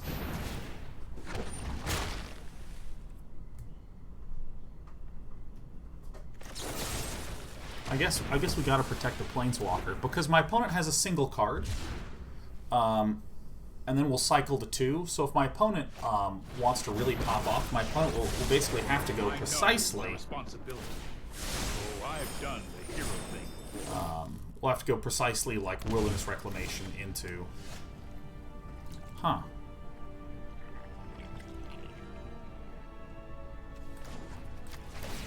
Wilderness Reclamation into Expansion Explosion, so I think we're actually okay. You think too much. Shark Typhoon gets the boot, huh? Because there's a Shark Typhoon. Got it.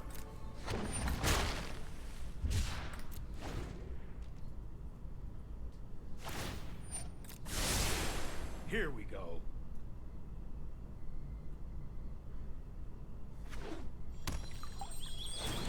It's going to be quite helpful, so I'd like that out. I'm not sure if our opponent's deck runs enormous Ugin. Big ol' hugin.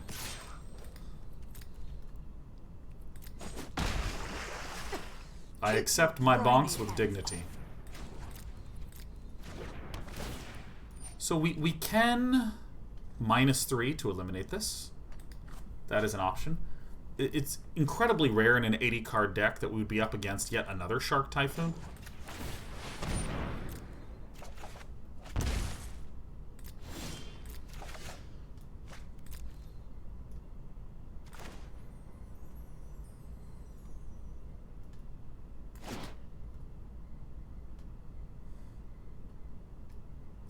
This is actually really good.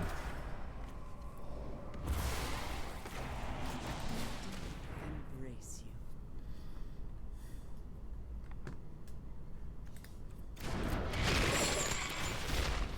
We might be able to just grind down with Kroxa. Guys, you guys are so supportive of my buzzed head look. Maybe this is what happens. Every young man with thick hair has a time in their life where they begin to bald, and then they go, oh shit, I don't know, like maybe this, and they just fucking like shave it all off, and everyone goes, hey, that kind of looks better than whatever the hell you were trying to pull off back there. Right on schedule.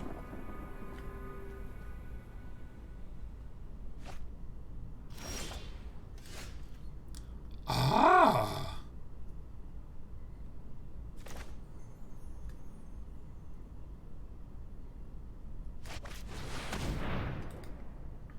If that gets disputed, that is so fucking funny. Okay. Well, you know, I guess we're doing this. And ditching this one. Sorry for your loss. Dang.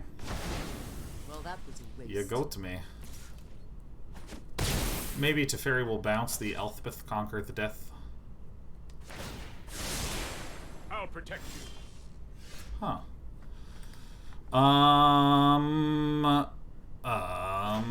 I guess this is the safe play, right?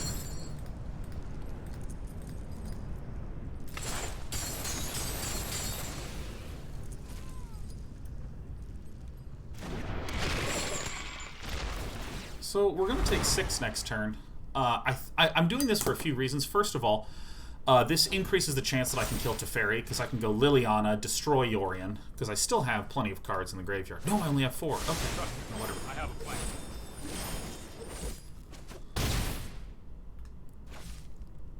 Well, now we actually have a pickle. I thought we actually had one more in the grave. Well, whoopsie daisies.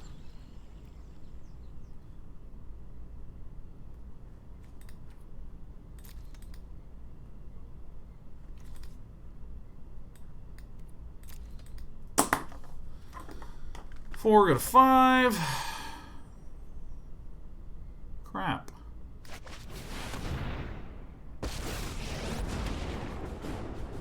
I'm looking for new Oh, wait a minute. I can do like minions. this, right? I Care can to volunteer.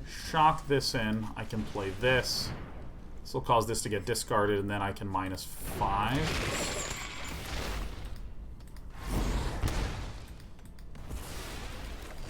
Sorry, I had to do some math that was far too complex for me. Now, my opponent will literally get it back, but I'm not that Get out of my way. super broken up about it. Well, not the most super duper broken up about it. Because if my opponent isn't careful, my opponent will just get burnt out because my opponent's at 5. Oh. These games are long and strong. With +1 loyalty on it. Really should have seen that. You got it, man. You've got it, baby. Baby buddy boy, oh pal. Oh, fuck! What is with this top deck? God! Like... Ah! Oh, those games were painful. Painful games. Well, we were owning. We were earning. And then we died. And we died quite abruptly.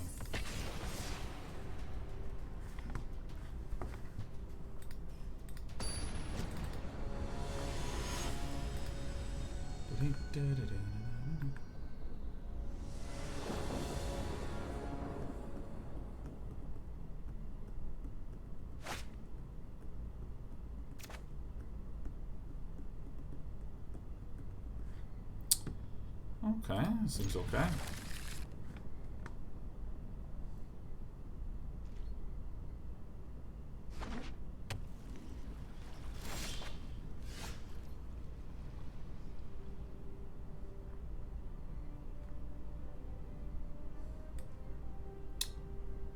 Damn it. Well, I have a lot more confidence in this deck after playing those games. I think the first few times we were playing, we weren't entirely sure about some of the sideboarding and general techniques. Gosh, man, like if our opponent, who was down to a single card, drew anything other than Expansion Explosion in game 1, they were dead. And then in that last game, we had a really good opportunity to kill our opponent. Or at the very least, stabilize. Love to see a Thought Seize in the sideboard. Entropy, I'd love to see Thought Seize in standard. WeLab22 says, "Hey Sean, can I ask you a math question? There's something I've been really struggling with recently." Dude, I love math questions.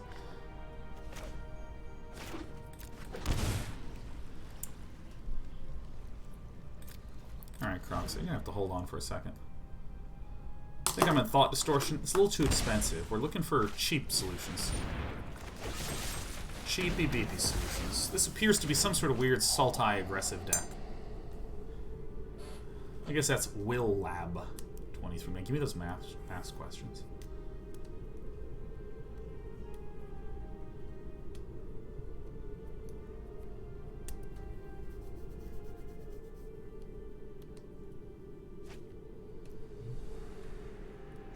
Can you explain how to get the derivative of natural log of n?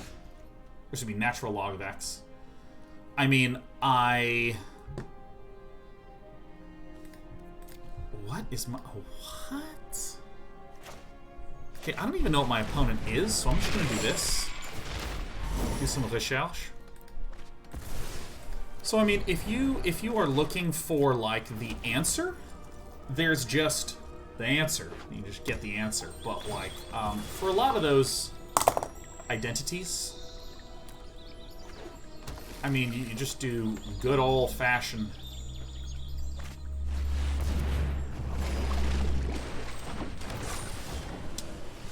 Yeah, the derivative of natural log... Or was it derivative of natural log of x? I think is 1 over x.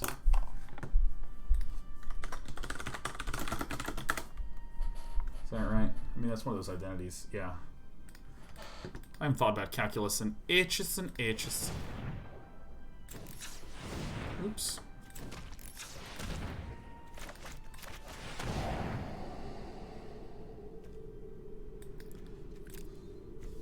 What could my opponent possibly be doing, huh? I'm gonna ditch the Narset in favor of this.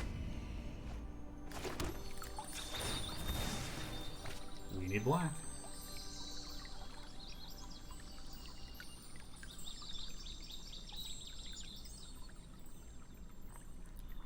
Dude, that's so funny. It's so funny you're trying to type a more thorough answer to this question, and what happened is Nightbot was like, whoa, we're gonna time you out. I don't need this. I don't... Yeah, maybe I do want this. We'll keep some sweepers because I'm not sure what's up. Like, there is a way to derive that the derivative natural log of x is 1 over x. And your pal Sean doesn't. I just don't do it.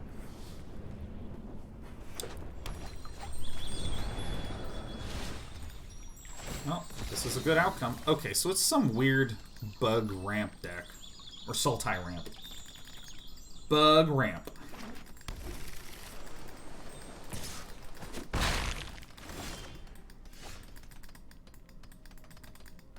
Alright, well, I'm going to do what I want to do. I'm going to play this. Bing. Bong. Bang. Pow. Boom. So, the game plan here is my opponent is going to have now no cards in hand. So whatever that is, it's outie. My opponent can't super comfortably swing with the Cavalier of Thorns. We'll probably just swing with this. More than likely, what my opponent will do is use this big swell of stuff in the hand to play another odd cost card. And then I will Extinction Event odd, and snap my opponent's neck in twain.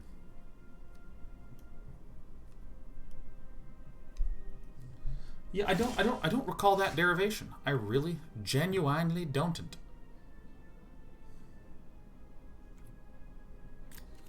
Alright, let's deal damage.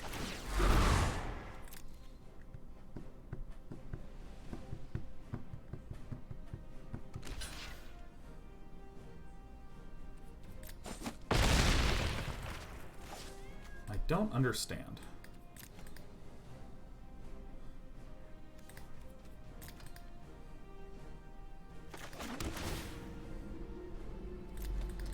Mana seems nice here. Seems nice, you know, I don't know. Metal Rocker. Oh, it is the casualties of war.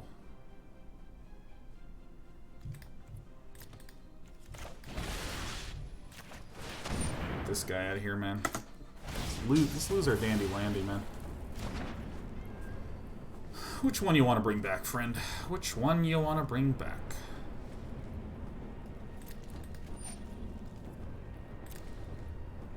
You got it. Nice and slow that card is.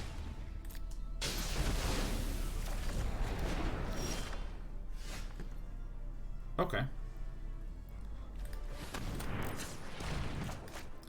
Red mana one time.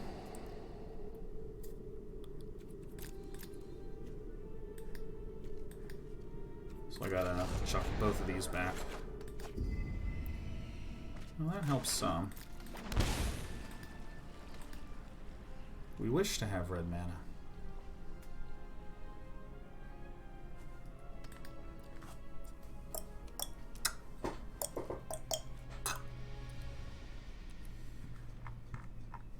And Metal Rocker. Metal Rocker says, Sean, quick shout out to you for all amazing content. Started on YouTube and now I can finally use my Prime sub to the fullest extent. Always love the positivity you show every day. Hell yeah. Hell yeah.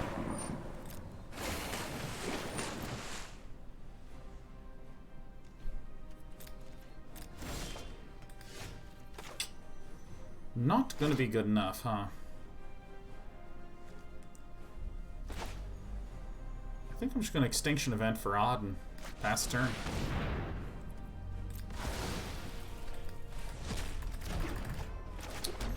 Is viewership up today because of the shaved head? Is this... Did I do it? Have I made it? Made it as a poison?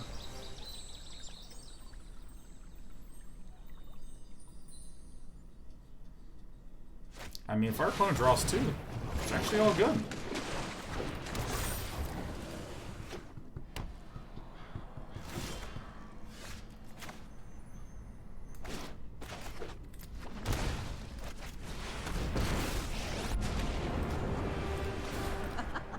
Got him. Ruining your day is...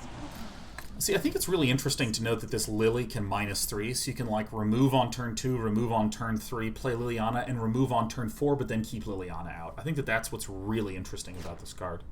There's another card, Liliana's Triumph, which is the 2-mana one of... Alright, no problem. Strong read from Villain.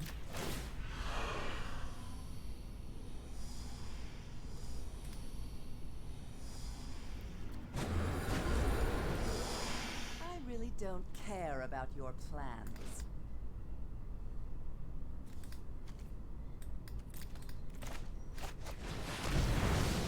Alright, whatever.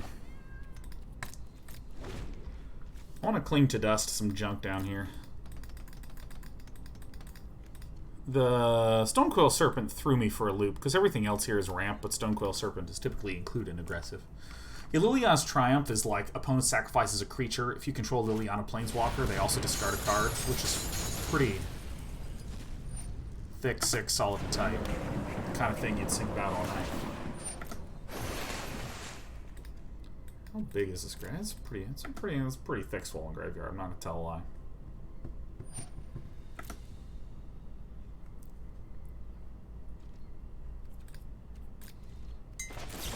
Alright, let's go ahead and use all our mana. I'm getting a wee bit worried about... Well... Shit.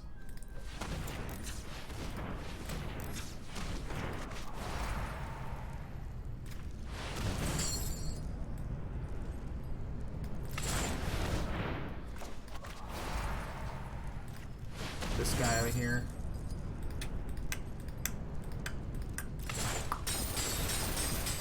I want to draw a card, like, real bad. I no longer wish to stay. Okay, this genuinely helps. To focus and just meditate and prepare.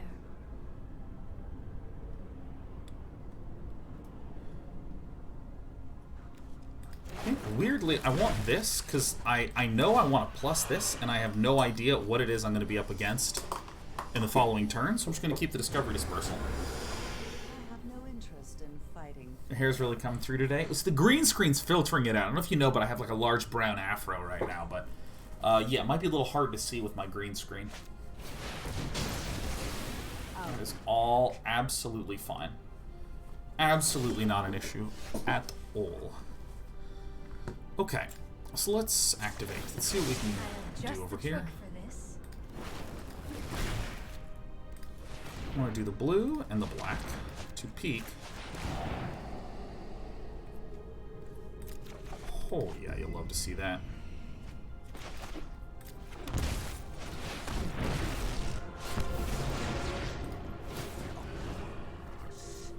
will resonate Oh, yes. throughout the multiverse. Now, mass manipulation does frighten me. It does frighten me. It frightens me. Well, you know, I can't say anything more than that. You know, it frightens me. It's a scary thing.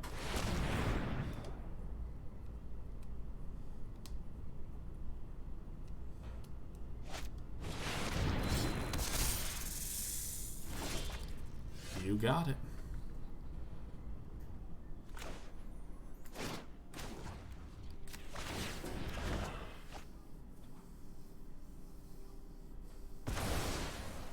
And our opponent gets rid of a blue land. Perfect. You have no weakness I cannot exploit.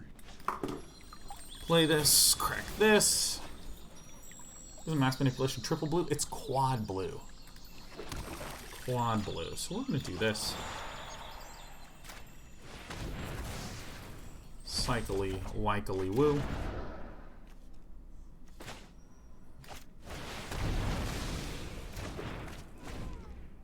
Okay.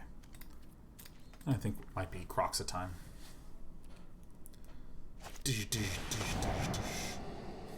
Oh! Now our opponent can no longer cast Kroxa. Or not Kroxa, Ura.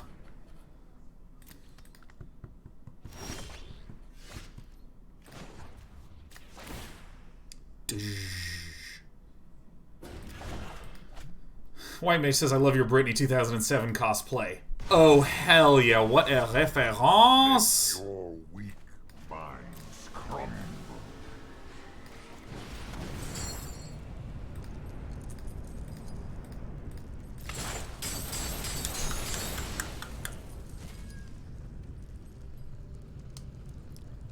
I love making my opponent discard. It's so fun to make my opponent discard.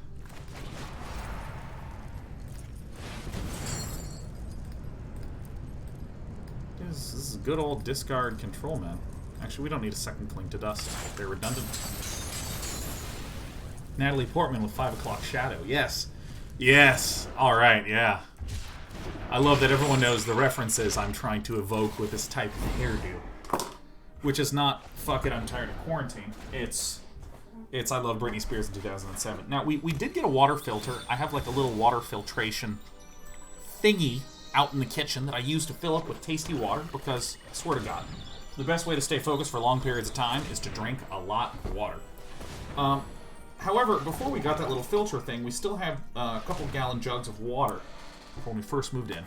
So we're going to go ahead and keep polishing through those. And as Draco Maritimus says, time for more vinegar.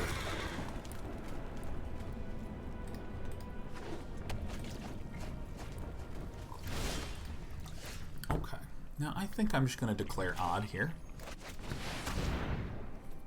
Odd.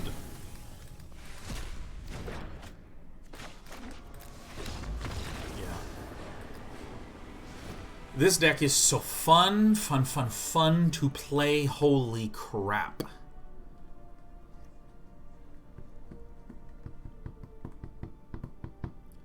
I think I don't want the Chandra Heart of Fire. The thing is that my opponent actually has a pretty good amount of things that I hit with Extinction Event. I think I want to keep Extinction Event, but I want to get rid of Ritual of Soot. I think that's how I free up some space. And this might be one where, yeah, I do want a Liliana for sure. I think I just want to stock up on Aether Gusts. Now, do I do Ashiok Dream Render? I feel like maybe, yeah. And if I'm doing that, I actually really don't need these Extinction Events, do I? Kroxa seem good. Ritual of Soot hit the Serpents. Brodio, I would expect the Stone Coil Serpents to get removed. I would expect the Stone Coil Serpents to get removed. If they stay, that will be surprising to me, but they seem like the weirdest and weakest card there.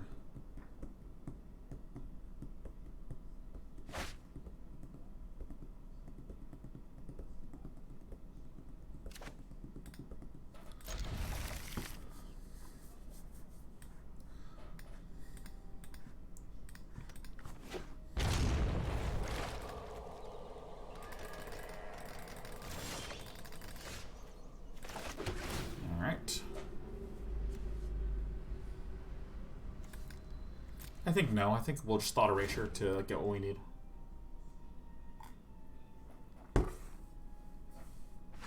I cut the Extinction Events. Alright, we've made mistakes. We have made makey the mistakey. There's a couple of ramp-style Sultai decks that just have Uro, Growth Spiral, and Cavalier.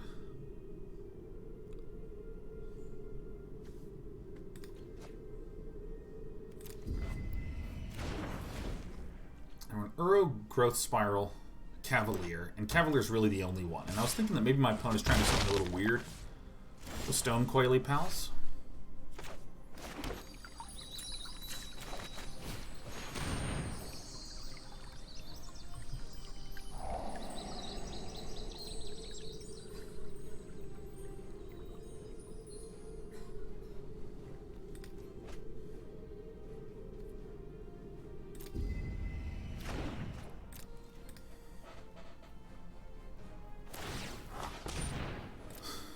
You got it, man.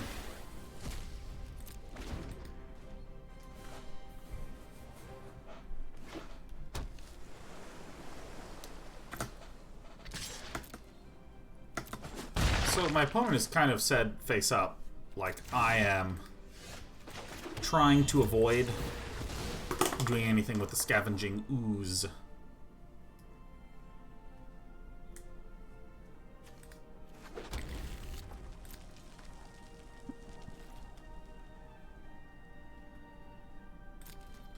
So I'm going to keep the Bedevil up.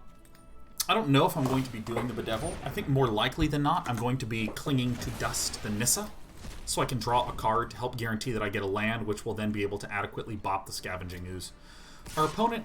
this is, by the way, right now, this moment is why I was suspicious of the Stone Coil Serpent, why I'm suspicious of the Scavenging Oozes, because, like... my opponent has these expensive cards that my opponent will likely not be able to do anything with.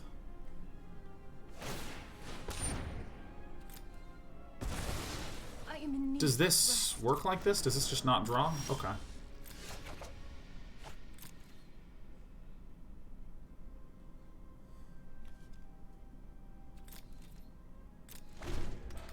Whoopsie daisies then.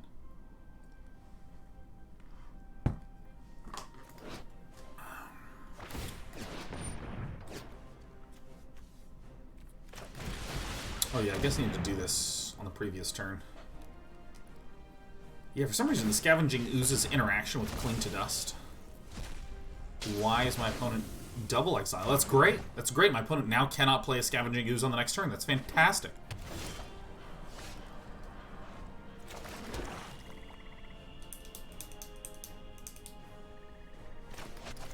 I think this is still correct to do. My opponent very clearly is going to Casualties of War. I'm going to draw a card, make my opponent chuck a card. Exchange for eternal servitude. And then I'll be able to Cling to Dust to draw. Maybe just Cling to Dust once and leave up the Bedevil. Probably the Ugin's going to have to go. Yeah, again, so this is what's kind of weird about trying to run some cheap or flexible creatures in a deck that's ramping. You wind up in these weird situations where you have your 2/2 out and you ain't doing anything. You're just poking for 2 while you have an 8-mana Planeswalker that's doing nothing in the hand. I'm Stumps is resubbing to say, whoa, Bald9, looking good, brother. Wow, it's so fascinating to me, because I think that, like... Conceivable. Noise.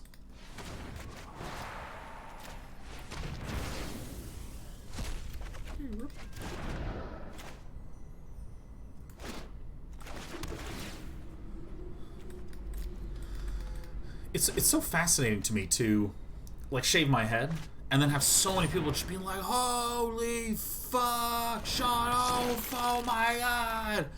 You know, like, it's bonkers. Oh my god, your fucking head, oh! D9! Maybe, because I think that, like, having the huge poofy head actually made my head look fatter. I think that's what's happening. So our opponent messed this up last time. We're gonna give it a go this time.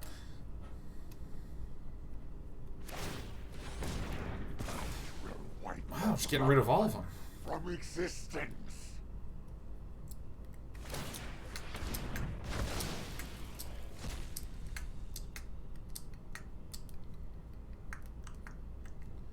Tony says part of it is it's such a brave act to shave your head. It just has such impact on how you look. That's right. I'm Brave 9. Brave 9 TV.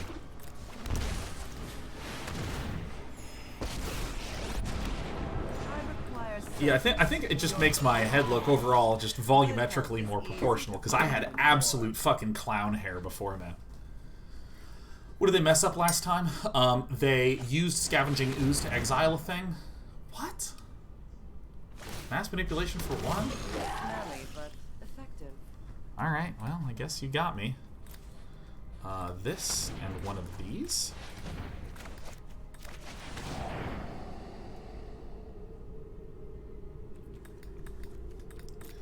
No one to know.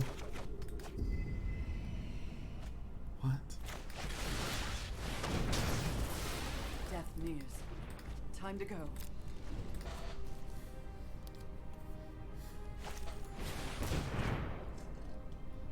Oh, shit. I could have dispersaled. Each opponent returns a non-land permanent they control at the biggest cost. Oh, I never even fucking thought about that play. Never even thought about that play. Yeah, I'd be happy to.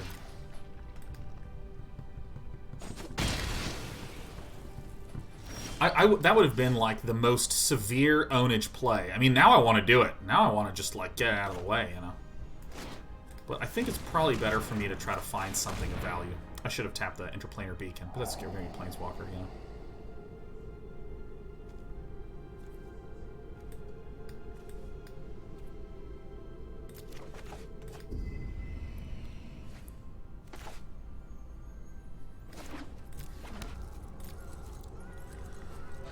Okay.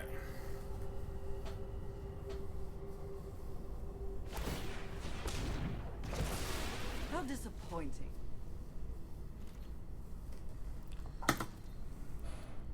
Oh, yeah.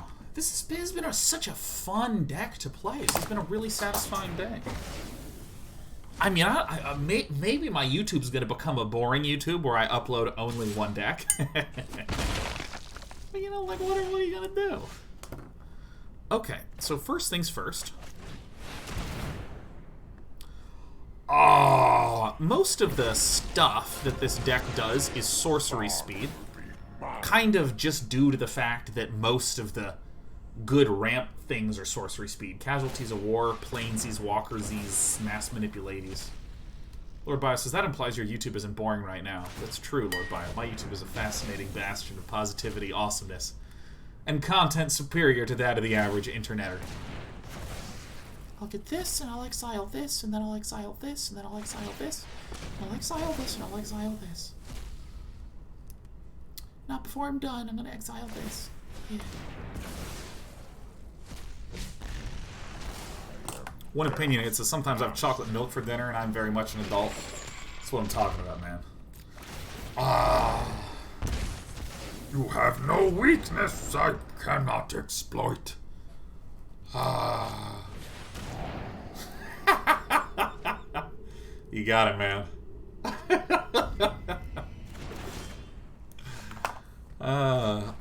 Oh, that is just a nutty good draw.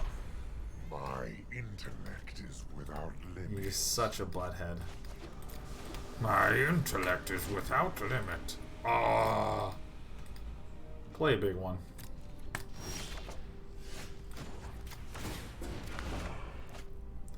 Oh, that's like a really good card.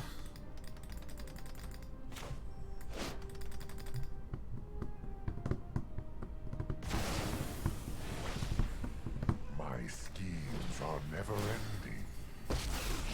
You know, I think like positivity is a word I get Going to end on my terms. that I get accused of with some frequency. Yep, gotcha, man. It's so good to delete lands when they got a good old Ugin in there. Yeah, positivity is something people remark about a lot here. Great, it's in the bin.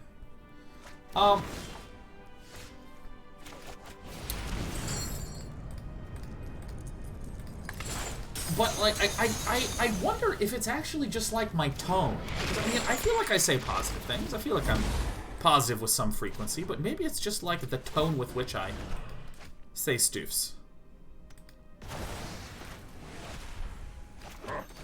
You have no weakness I cannot explore. I think, and I, like, because I'm curious about that particular accusantment. I think it's the tone. I think it's that I have a cheery tone. I think that's it.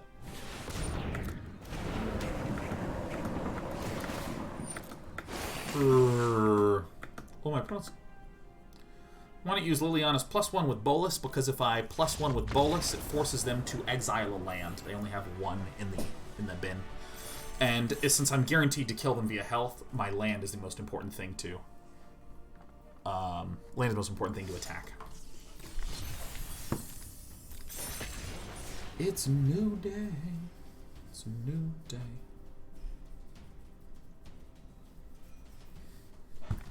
I think that's it, Coco Brands. I feel like aggressively saying, come on, versus jokingly, come on, is a big difference. It's very rare you sound angry, so it comes off positive regardless of comment. Because I don't actually watch that many other streamers, so I'm sort of fascinated at the idea of what's out there. You know, a lot of the streamers I watch are gameplay focused, like a lot of Dota Magic players that I can sort of have on in the background. You know, if I'm watching a White Darby or a Seth Manfield or a Gabriel Nassif, or even Reid Duke this morning.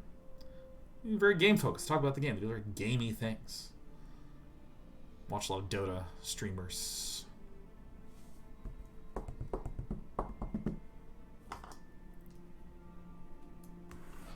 And I guess I don't rage that much. Like in true man-child rage kind of way. Yeah, I guess I don't do that when we're Hitfo, you're right. It's like, I don't understand how Mark Rosewater, who makes the game I play, is such a piece of shit. God. I understand why I just won't do it. So, we see a Temple of Deceit. I don't know if Matador81 is me. You rage when you were younger, SC1 days. I would say I did rage, but not in the rage at anyone. I would, like, get really mad and, like, punch my desk and be like, fuck! I wouldn't describe it, like, people who would watch that wouldn't describe that as negative so much as angry, you know? It's not like I would pull out my caps lock key and be like, fuck you, you know, and just, like, yell at them, you know? It was a lot of my issues were about self-directed anger and frustration and all that good stuff. I think Matador81 is us. I think we're the same person. Yeah. This is the older list.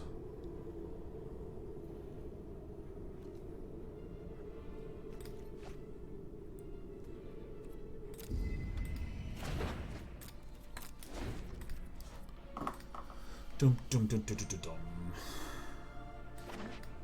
Aaron Toy said, didn't you delete your other StarCraft accounts when you lose too many games and you ended up on day 9? That is so not the etymology of my name. But I would make accounts and like ladder with them and be like obsessed with the win rate, and then I'd start losing games and be like, ah, and then I'd like, you know, reset my account.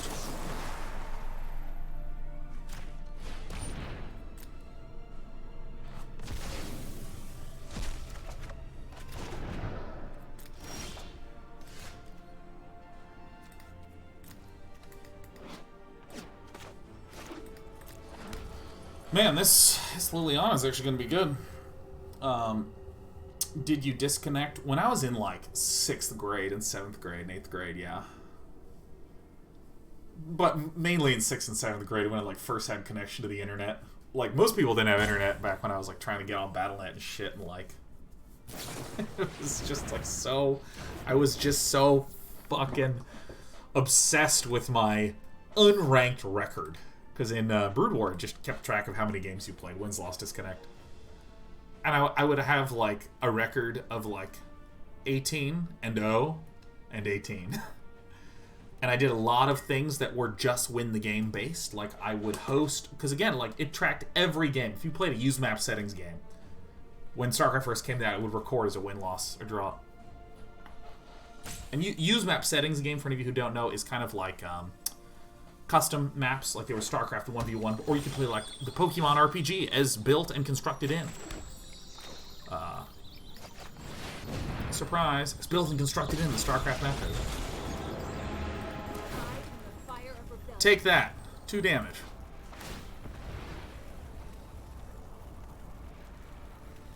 Do I even have any red sorceries or instants? Yes, it's just card draw. It's all good. I dealt the damage I wanted to deal.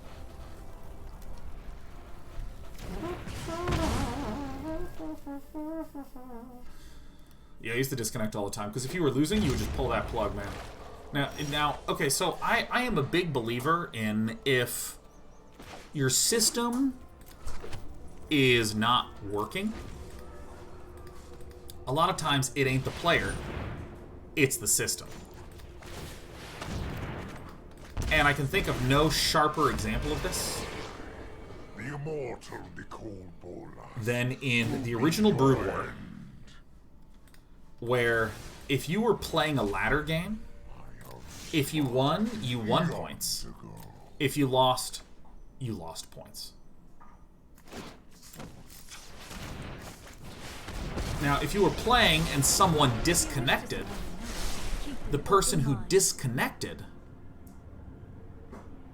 Ah, shit. I think this is right. If you disconnected, the person who disconnected would get a loss and lose points, but the other person would have nothing happen to them. So, the way this fucking game worked, man, is that you'd be playing until somebody was losing, and they'd pull the plug, because they're losing the points anyways, but they may as well get some revenge. Let your weak minds crumble. He's just like how ridiculous. Why not Extinction Bolas? Because it doesn't even hit it. Has no interaction with it. Each creature. That's why we are saving a Nicol Bolas.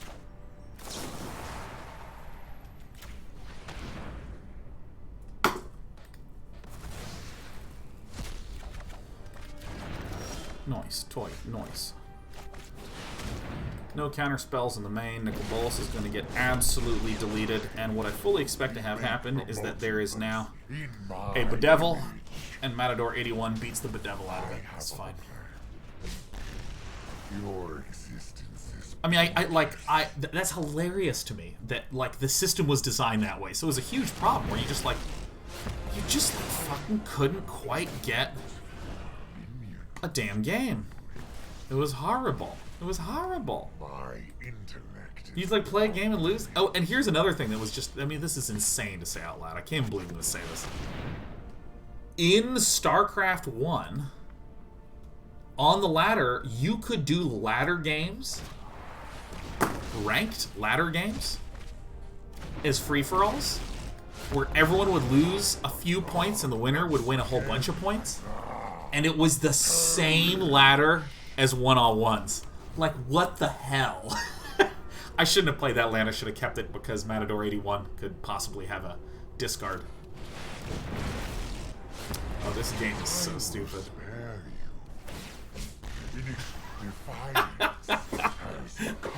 Ah, fuck, man. Ah, shit. Alright, well, let's go ahead. Okay, where's that cling to dust? Let's get rid of that one. Here we go. Let's get these 5 guys out of here. Such violence is upsetting. We should have Bolas killing Bolases. Let's draw a Nicol Bolas here. Well, eliminate ain't gonna do it. I have the right to choose my own fate. Alright. So my opponent has a Bolas, and then a Bolas, and a Bolas, and a Bolas. And we, unfortunately, only had a Bolas and a Bolas. Our opponent just had a Bolas, and a Bolas, and a Bolas. One more Bolases. Thanks, Bolas. You know, I always hated this mountain. My schemes are never ending. Dang, Matador. Why are you hurting me so? Dang. At least I can undo some of the card advantage here. Let's take a peek at this. I don't fucking want that at all. Like, we actually have a pretty reasonable card advantage engine here. Sorry for your loss. This game is like so fucking stupid, man. Oh.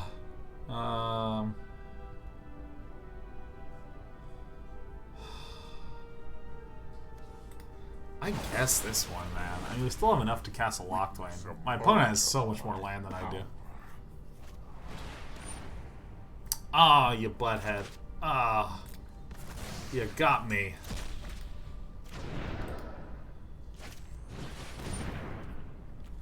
Aye, that hurts.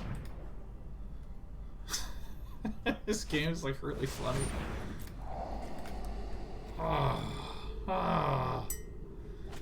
Now, if this is the list that we were seeing last time, it doesn't have as much influential Planeswalkerage. Like, these lilies can do a lot alone.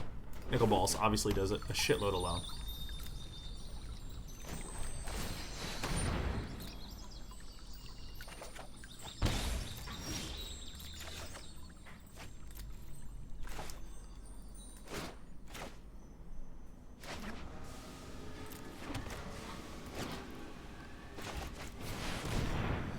Alright, let's start shooting Nicholas. Take that, you jerk. Yes, scratches. Alright.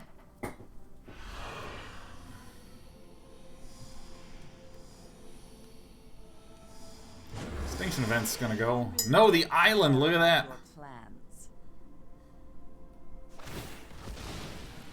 Now that Nicol Bolas can, in fact, +1 with Chandra's, discarding the entire hand and exiling 3 from the top, which would be probably the biggest beatdown. Weirdly, Matador 181, I think, has 1 Liliana and 1 Bolas beyond this one, and outside of that, there's like no win conditions in the deck. We have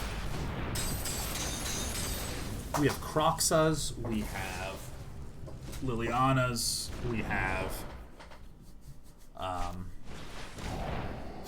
Nicol Bolas's.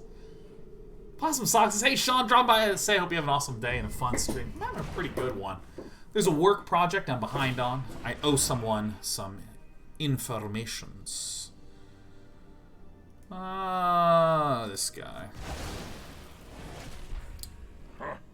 You have no weakness I cannot exploit. Fuck. Got me, man. Outside of that, I'm pretty good. They're nice humans, so it's fine that I'm a little late. Yeah, it's fine. It's fine. We'll...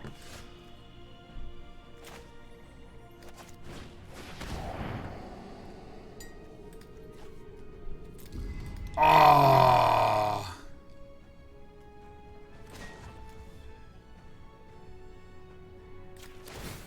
I don't think that there is a creature in this entire game. I have no interest in fighting. Ooh. Where'd the hair go? I held my nose and I sucked in really hard.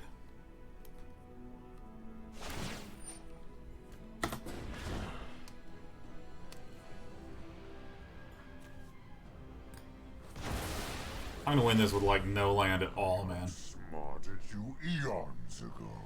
Eons ago.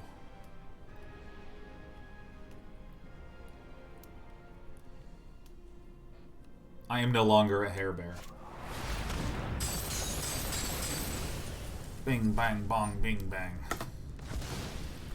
Bet that Lily isn't Big Lily. She's doing what I want her to do. Tart partering Narset, it's fine.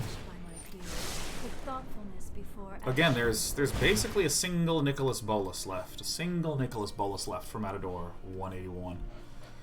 It appears as though, barring running out of land when our opponent gets the other Nicol Bolas out, barring that, I think we're pretty good. I think we pretty much won. Because this deck is the same Reid Duke Grixis list we were running on Friday. Yeah.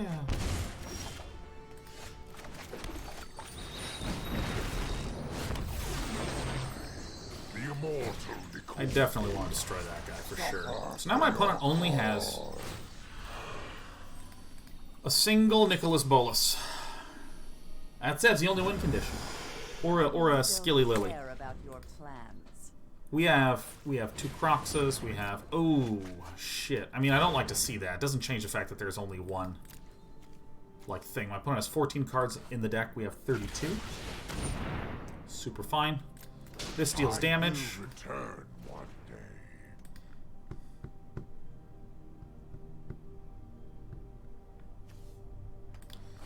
No mana left to cast Nicol Bolas. Should our opponent Hone your draw prowess. it? Oh, Ashiok. What do you know? I'm thinking I maybe just get like a basic black lander. Now this is bad. We do have some removal for that. I think we have maybe Bedevil. We have 2 Bedevils. Great. Okay, so now Chandra actually takes this out. Fade into the shadow. Alright, so let's do this, and let's do...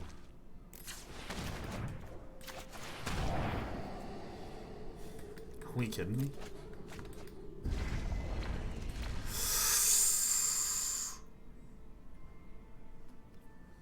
Alright. So it looks like our opponent had still fewer win conditions than we do by a wide margin, but was able to draw, like, almost the entire deck, draw 17 more cards than we did. So, what do we want to do? Absolutely no to this and this. Eliminates. These eliminates don't actually have super large amount of value. I'm going to start by removing them. We'll probably add in some number of them.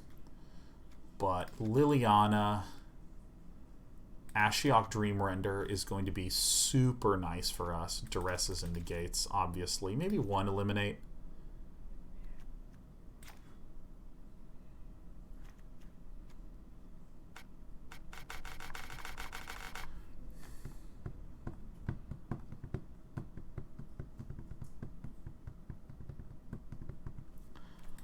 I actually think the Aether Gust is a higher value card. And so I think this is kind of an interesting one. Eliminate, obviously, is an incredible card, but our opponent just only has the Narsets. We haven't really seen anything else there. And I'm running the Ashiok Dreamrender because our opponent has Frantic Inventories and Cling to Dusts.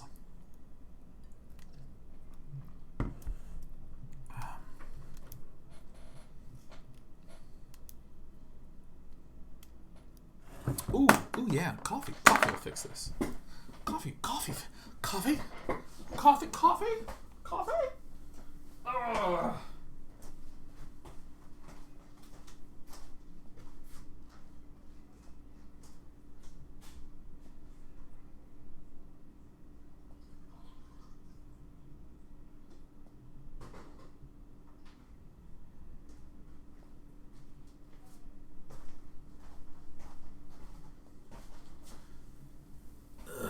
Ugh.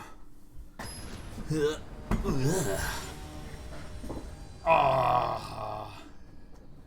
All right, now I'm gonna share maybe a little bit too much information, but I want to know if I'm actually with my gang right now, if I'm with my humans.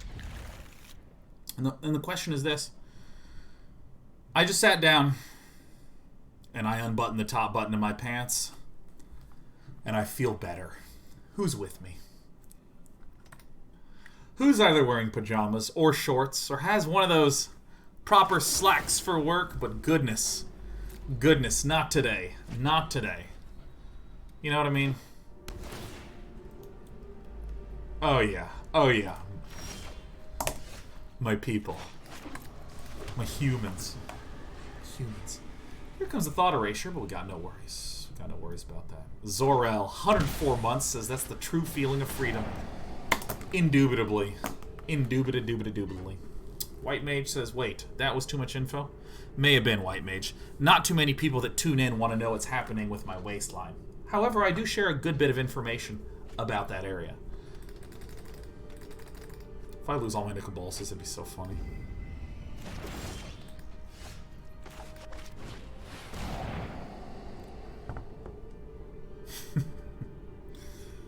Okay.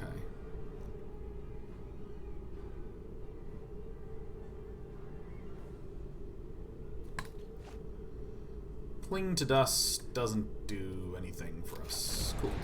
To the bin with you. So our opponent is very obviously going to be casting Thief of Sanity now that the Bedevil's down. So I can play Liliana, kill it, and then still have the Liliana out. Boz27 says, I can count on my hands the amount of time I've worn pants with buttons since I started working from home in March. God, is it not just absolutely twisted how weird it is to just be living through a pandemic? Isn't that, does this melt you as often as it's melting me, man? Get out of my way already.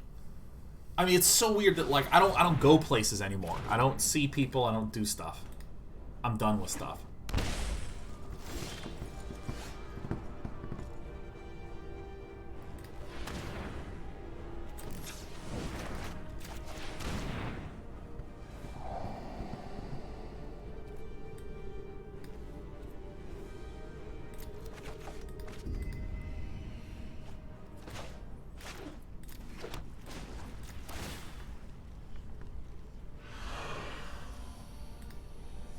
Beat the Bedevil out.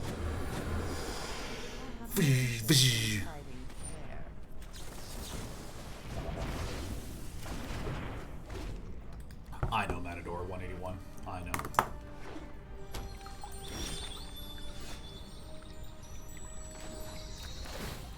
This is gonna hurt. Mystic Dispute. Look at that. You love to see that. You love to see a Mystic Dispute. Alright. I know how this deck works. Will resonate throughout the multiverse. Ah. Let your weak minds crumble. Yeah, I mean, it's so weird. It's still so weird to me how much my life has been like reshifted to this.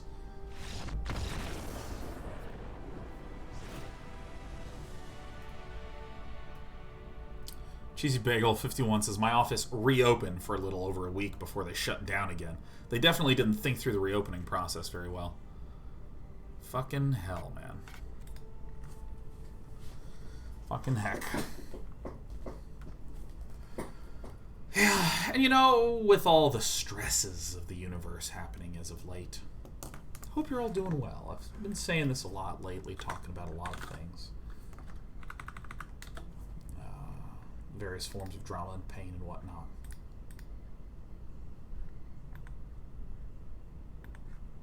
You can always, always, always come in here. Get a little bit of reassurance.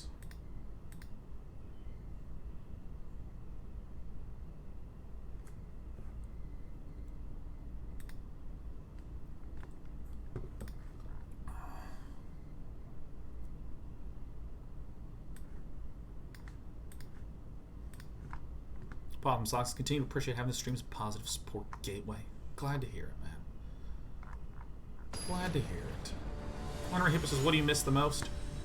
Dinner with friends. Dinner with friends, man. Dinner with friends. Dinner with friends! That's it! Dinner with friends. Dinner with friends. Oh! Oh, we did it! We got the... We got it! Blade GL says, how would you personally describe the current situation? I only see the distorted image through the lens of German media, and it looks kind of grueling. I think grueling is right. What I try to remind myself of is how much control I have over me and the things with respect to me.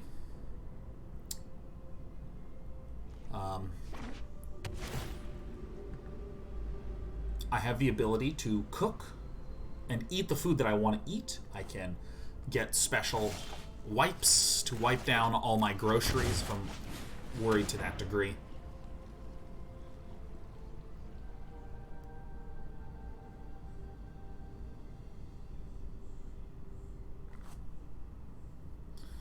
I'm getting rid of the frantic inventory, I think.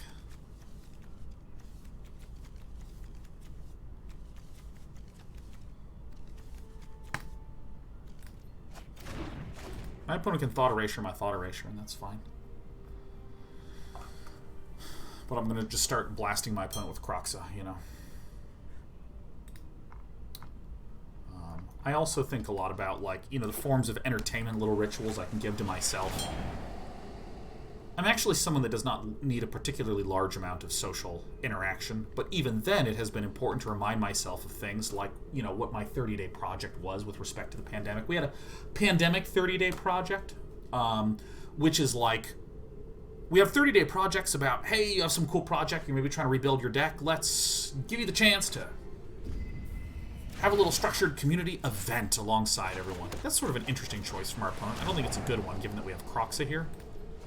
Yeah, we are marking some W's here.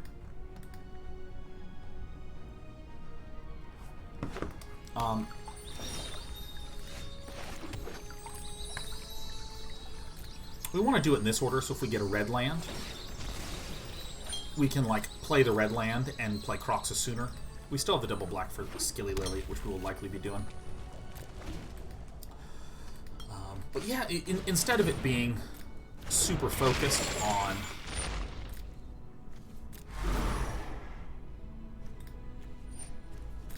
instead of having the, you know, the quarantine thing be super focused necessarily on any cool, fun, big, ambitious projects, people were allowed to do that.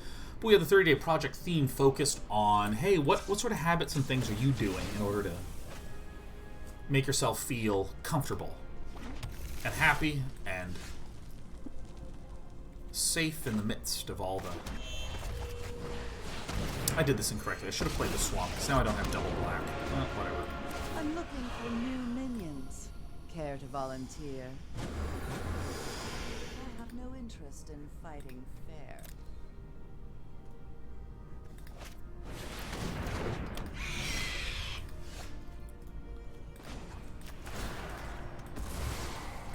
I'm going to cover my bases.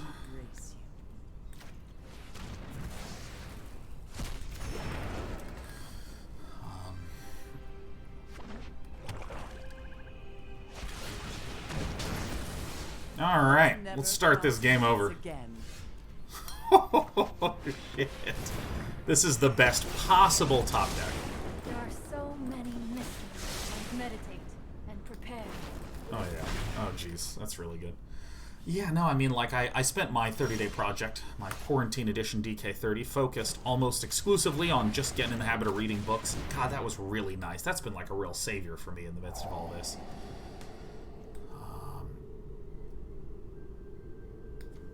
Do I actually want to keep this other Discovery Dispersal? I think yeah, I do. I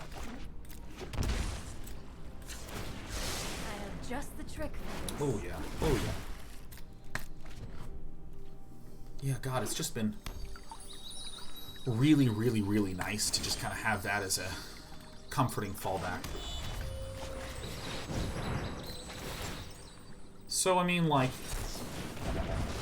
You got it. I mean, that's a lot of what's been on my mind, is just trying to keep my entertainment, my friendships strong, trying to build new hobbies that are... Fuck, that fucking sucks, man. Oh, Jesus, that is just really funny.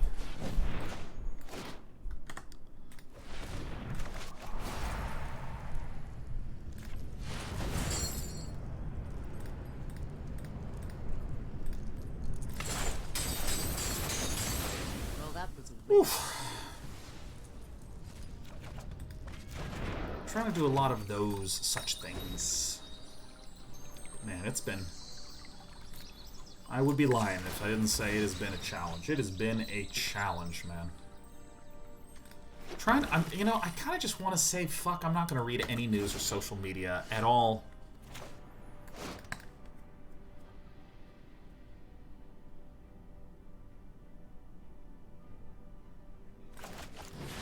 If it's a counterspell, it's a counterspell.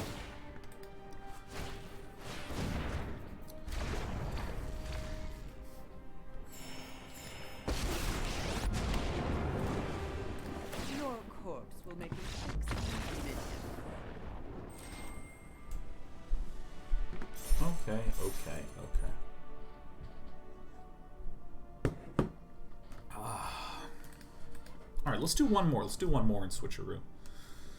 Yeah, no, I just want to cut all this shit off because I feel like I have actually hit.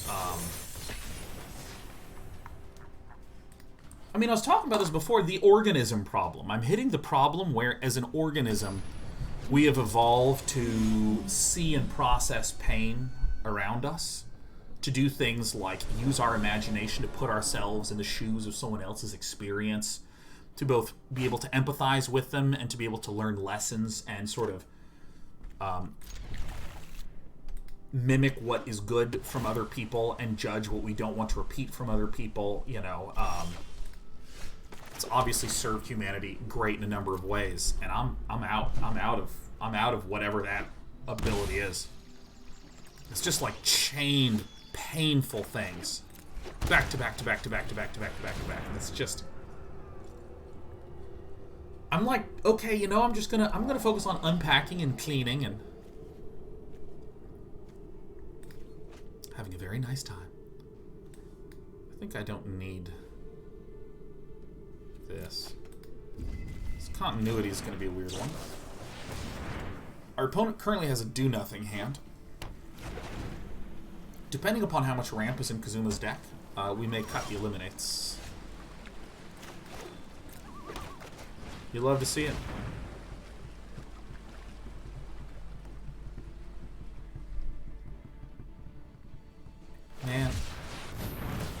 Man, I really, really, really miss just being able to hang out. I know it's weird to chuck her, but we're gonna chuck her. I need the landies, the dandy landies.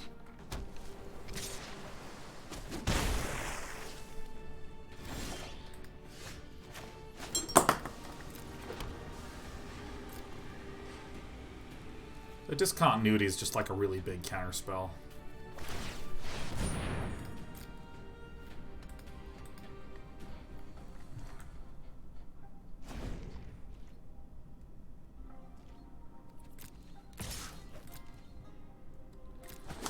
So I think I'm just like going to try to be, in the next few days, just focusing a lot on like cleaning my own projects, which I am a little bit behind on.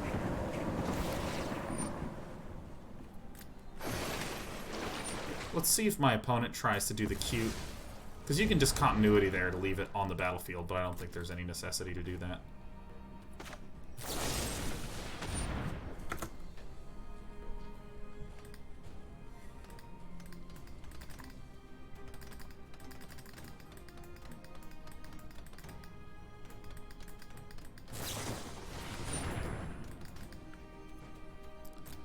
That is really good news. Why would our opponent wish to do that?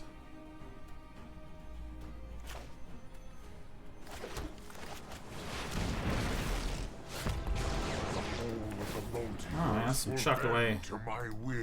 Discontinuity thing is very, very chuckled away. So our hope is that Kazuma Uros, like, binks that Uros, pops the Nicol Bolas, then I Ritual of Soot and just keep chewing apart land. And, you know, there's something that I want to extend to any of you who are having a lot of stress with respect to coronavirus and, you know, all that good jazz, where you're kind of stuck in reading the news. Pick a time of day where you want to be able to... I think I'll wait one more turn. Pick a time of day where you are allowed to read the news and social media, and pick something else to do for all the rest of the time. My intellect is This looks like a Night Pack Ambusher, so I'm just going to pass.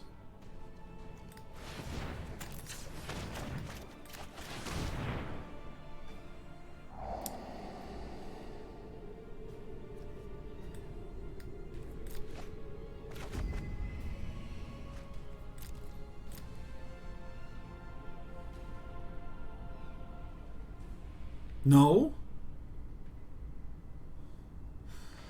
Yeah, give yourself an assigned time.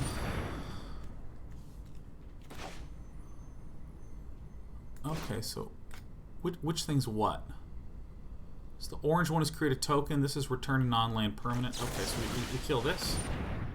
Alright, that one out of there.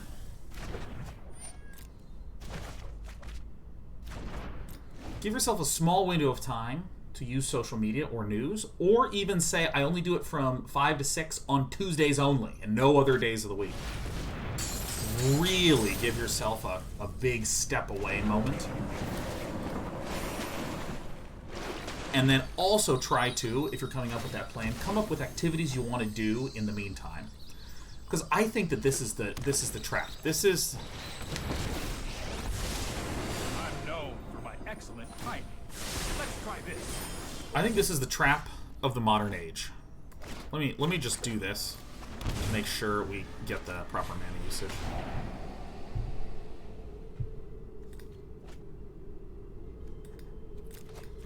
I think that the trap of the modern age is getting so stuck in the loop of other people's stuffs. Getting so stuck in that loop that you don't give any room for yourself anymore. Because it's almost like, I know people have talked a lot about the informational overload, but I also like to view it sometimes as like demand overload. All these different things are demanding your attention. On Facebook, here's a notification. You know, like, I'm fully aware that when I go live, an email notification goes out and it pings the server. We have options on our website and our Discord to functionally opt out of those things. Frankly, because I think it's so important that when all these things are... they're putting little requests on you. Do you want to tune in? Do you want to read this? Do you want to do that? Blah, blah, blah. You know, like, when enough of that happens, it's exhausting to try to say no to things. Like, my life got so much better when I deleted my Facebook. Like, precipitously better.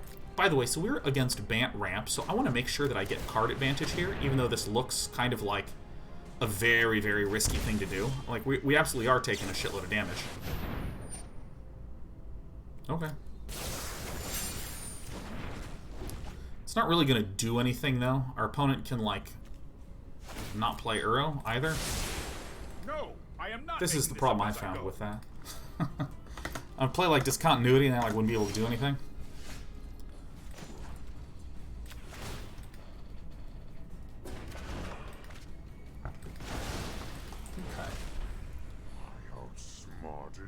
Eons ago. It feels weird to say, but I think I'm actually gonna Discovery Dispersal here. Try to maybe get some removal. Cling to Dust is pretty good.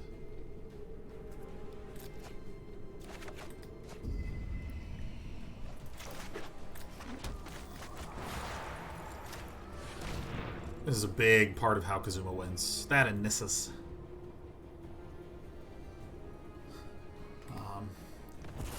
Yeah, I mean, just deleting all these sources of stress and pain and stuff.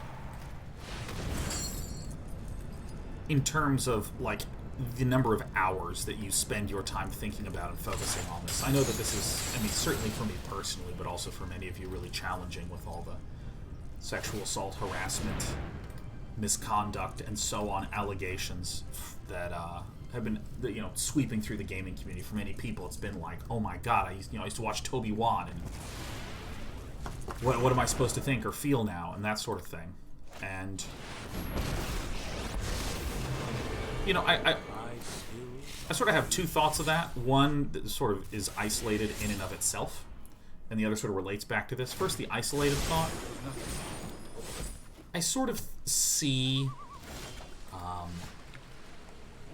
a lot of conversation about the accused, because the accuseds in the gaming space typically tend to be the person you know that you've heard of, and the accuser is typically someone that you maybe haven't heard of. This is just the observation of what's going on.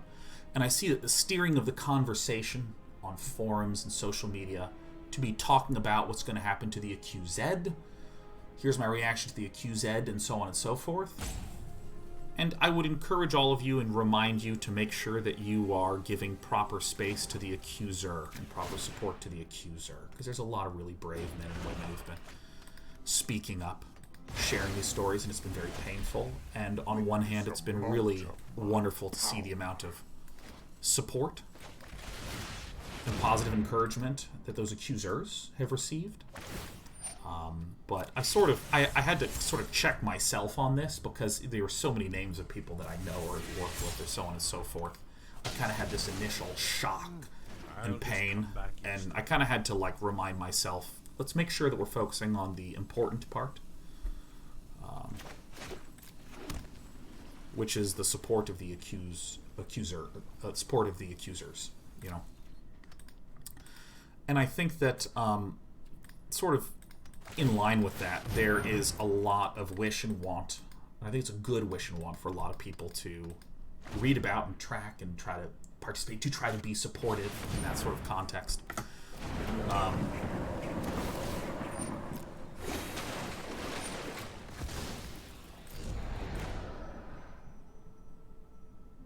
How do I do this? Is there a stop here where I can... Doesn't really matter the most. Oh, there's a Teferi out here. I can't do anything. You know, connecting back to what I was talking about earlier, you know, like... I will never remember Teferi and Narset. I can't wait for them to rotate out because I hate them. Trust me, I have a plan. Okay, so we're going to do this, this, this, this. Why can't I hold all these Bolas? I encourage all of you to, like, make sure you pace yourself. Make sure you give yourself those little breaks. Make sure that you carve out time for you and supporting you and thinking about you. Not because any of what we're talking about is somehow unimportant. It's extremely important.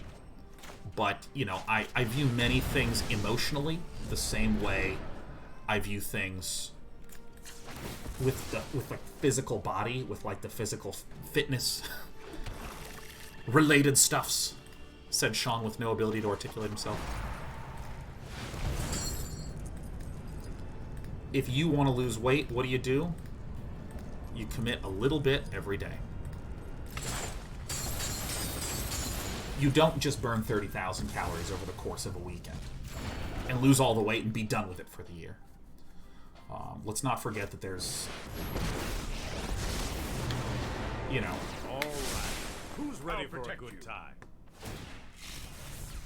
A lot of the protests from earlier this summer are still happening, and those issues are still important. And so I would like to encourage all of you to just be thoughtful and watchful of yourself and make sure that you're not risking burning yourselves out in a way that could, you know, go against the whole goal of what you're trying to do, which is to support something that you care about. You know? And there was a word that someone said to me that I really liked a lot when thinking about that, because I think that there's a feeling of guilt that one can feel, like, what do? I want to be involved, I care, and things like this. Am I being, you know, selfish? Am I being lazy? Am I being insensitive by wanting to take a break? And the word that was used that resonated with me was discipline. You want to be disciplined. You want to be disciplined with yourself. If there's something that you really care about, you've got to be disciplined with yourself and with your time to be able to commit to that and then give yourself the rest that you need so that you can continue to commit to that. And I liked that. I like that phrase a lot.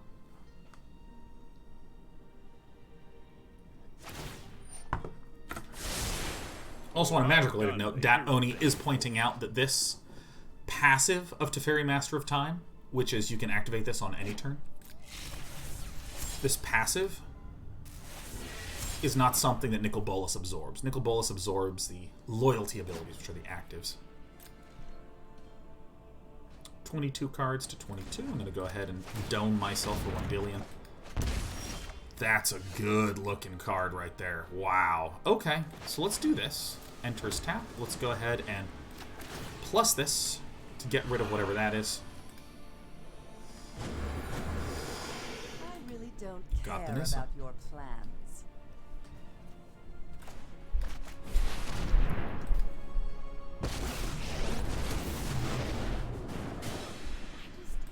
You know, Fire, okay?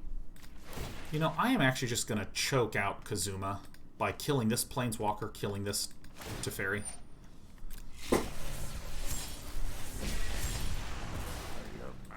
Smash gonna hurt tomorrow. And then it's just their land versus our land. You know what, I have enough to just get rid of this guy.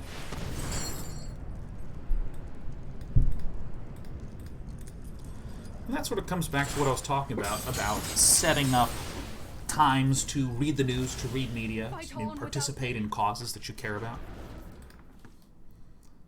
Because that's good, that's important, that's great. But I encourage all of you to think in a disciplined fashion about getting yourself that rest and that comfort that you need, you know? There are Teferis, are there Narsets in here? I didn't see any Narsets. Okay. Aether Gusts are a must. Extinction Event and Ritual of Soots. Probably not Liliana's. Ashioks we like. Duresses and Negates we like. The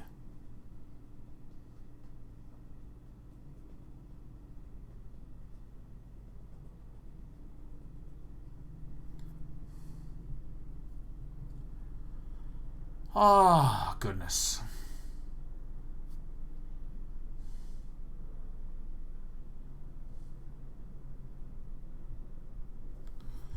Chandra, Heart of Fire, probably out.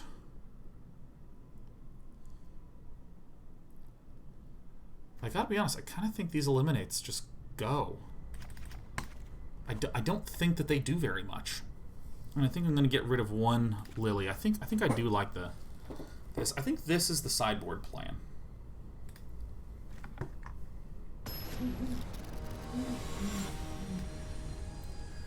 Almost Average Gamer says, I found it very difficult to get myself to work on projects or things I need to get done. I found picking like 6 p.m. as time to sit down and write helps me keep on track, and then I don't feel guilty for doing stuff earlier in the day. I think that's a great piece of advice, you know, like giving yourself those times to do that. I will also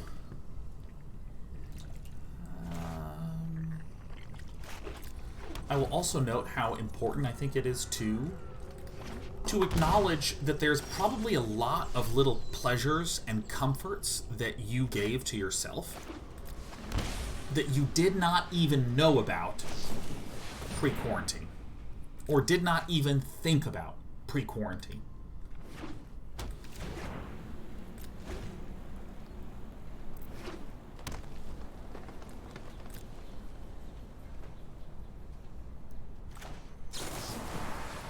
As an example, you know, if maybe I had a 1-hour commute to work and I used to call friends and family during that period of time. I'm not going to do anything here because this looks a good bit like a Night Pack Ambusher.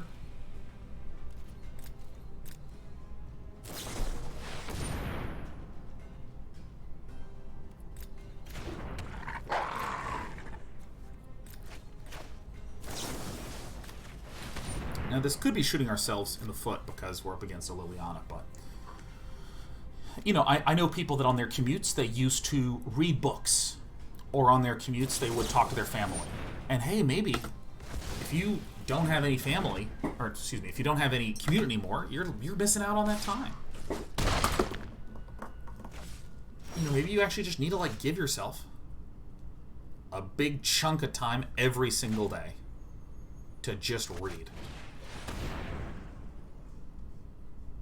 I think we're totally dead.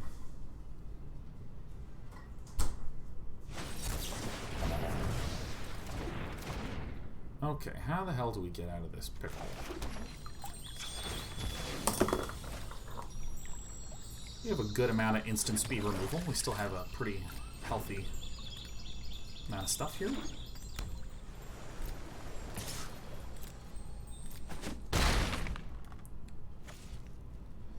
And I feel like there is a wish that many have of how do I become more productive?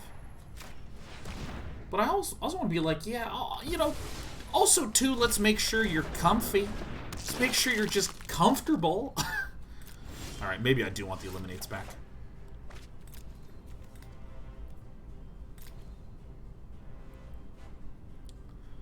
Opponent can delete 2 cards from here.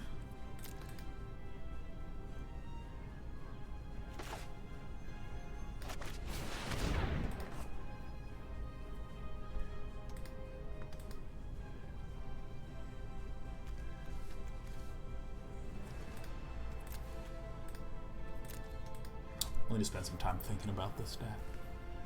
Deck list is on the screen up in the top left corner. You can copy it directly. Body should move in unison, like wind and wave. Aether Gust is going to be our Jin card here.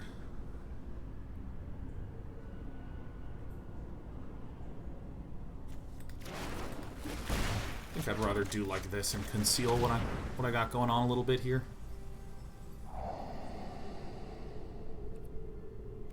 That's a good pile of cards right there. We have some dogs we're going to be up against, though, which is a bit of a problem.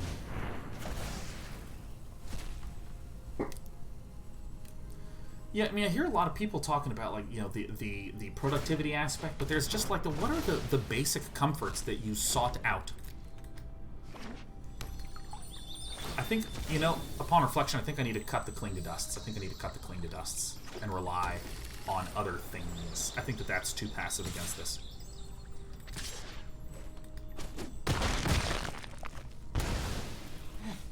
I must train harder.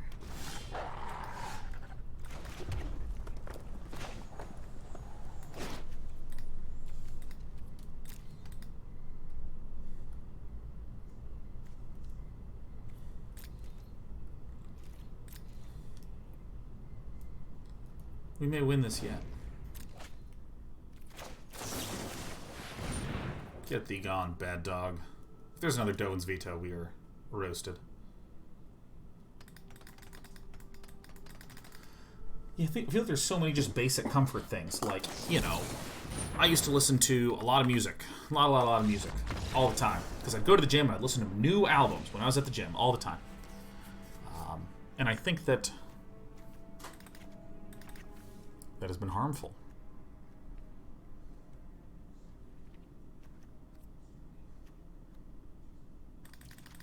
Is this right?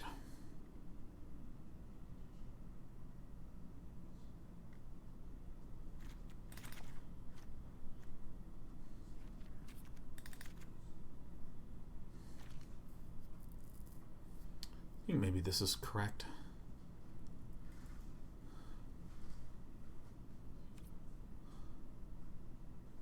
Right, I'm removing the Kroxas because I see Scavenging Oozes. I'm adding Eliminates because I see Scavenging Oozes and a more focus towards that. I'm removing the Graveyard attacking Cling to Dust because of the Scavenging Oozes and focusing more on Ashiok as a way to delete things. Extinction Event might be arguably the correct one to put in, but I'm not 100% sure on that. But yeah, I have not been listening to music a lot. Live in a new city, so I still gotta kind of get the ritual of... Ooh, I think I take out this.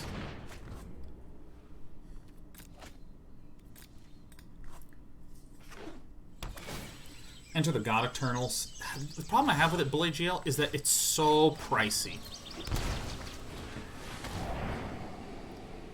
This guy, for sure. You know, Greed is good. Greed is really good.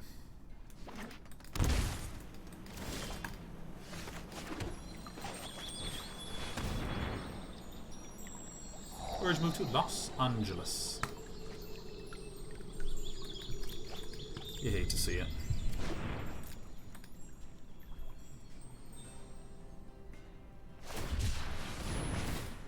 Calling it.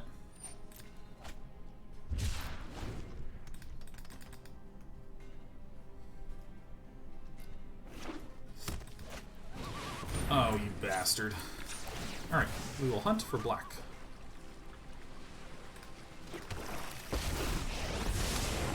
Sorry I'm late. Might be a bad idea.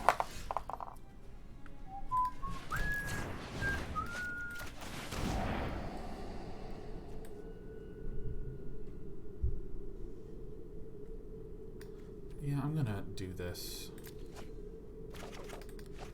Yeah, Ashiok might be too passive for what our opponent is specifically building, which I think has a good amount of creaturey things in it, but I'm not sure about it. I'm not sure, because Uro is a very substantial threat. And I mean, it's just incredibly easy to just Ashiok and constantly delete all their Let's shit. try this. I would actually dare say describe it as tight. Why does it tap like this? Oh my god, why does it tap like this? Why does it tap like this?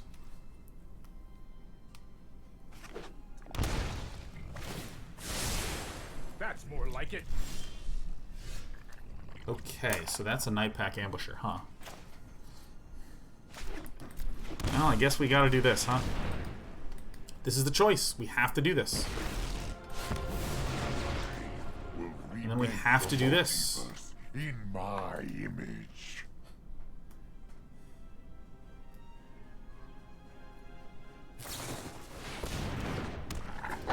I know.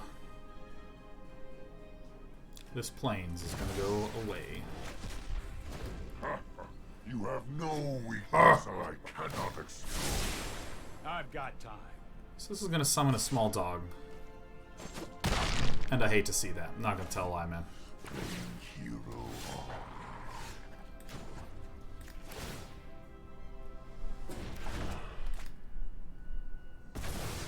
This was... I outsmarted you eons ago.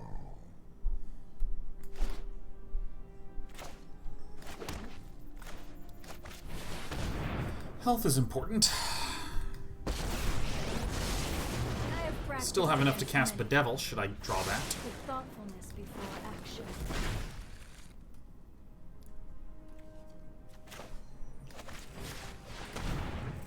Gotta get this one out of the way for sure.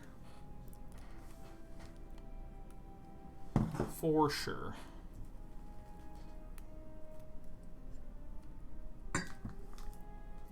For sure.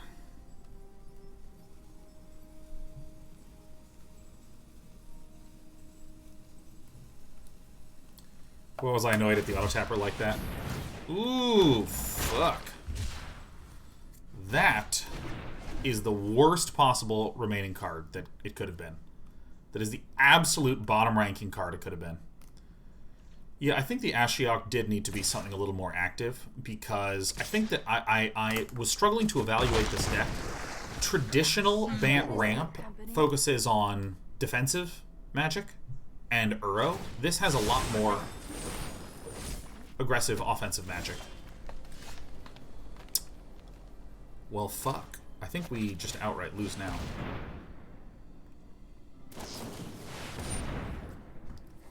Yeah, I think I just needed more creature destruction, because it's kind of weird to like have my opponent be a deck that is like, I'm gonna concede. It's weird that my opponent's deck is like the Bant cards, but is trying to build a board and kill you really fast. So that was kind of a misread on my part.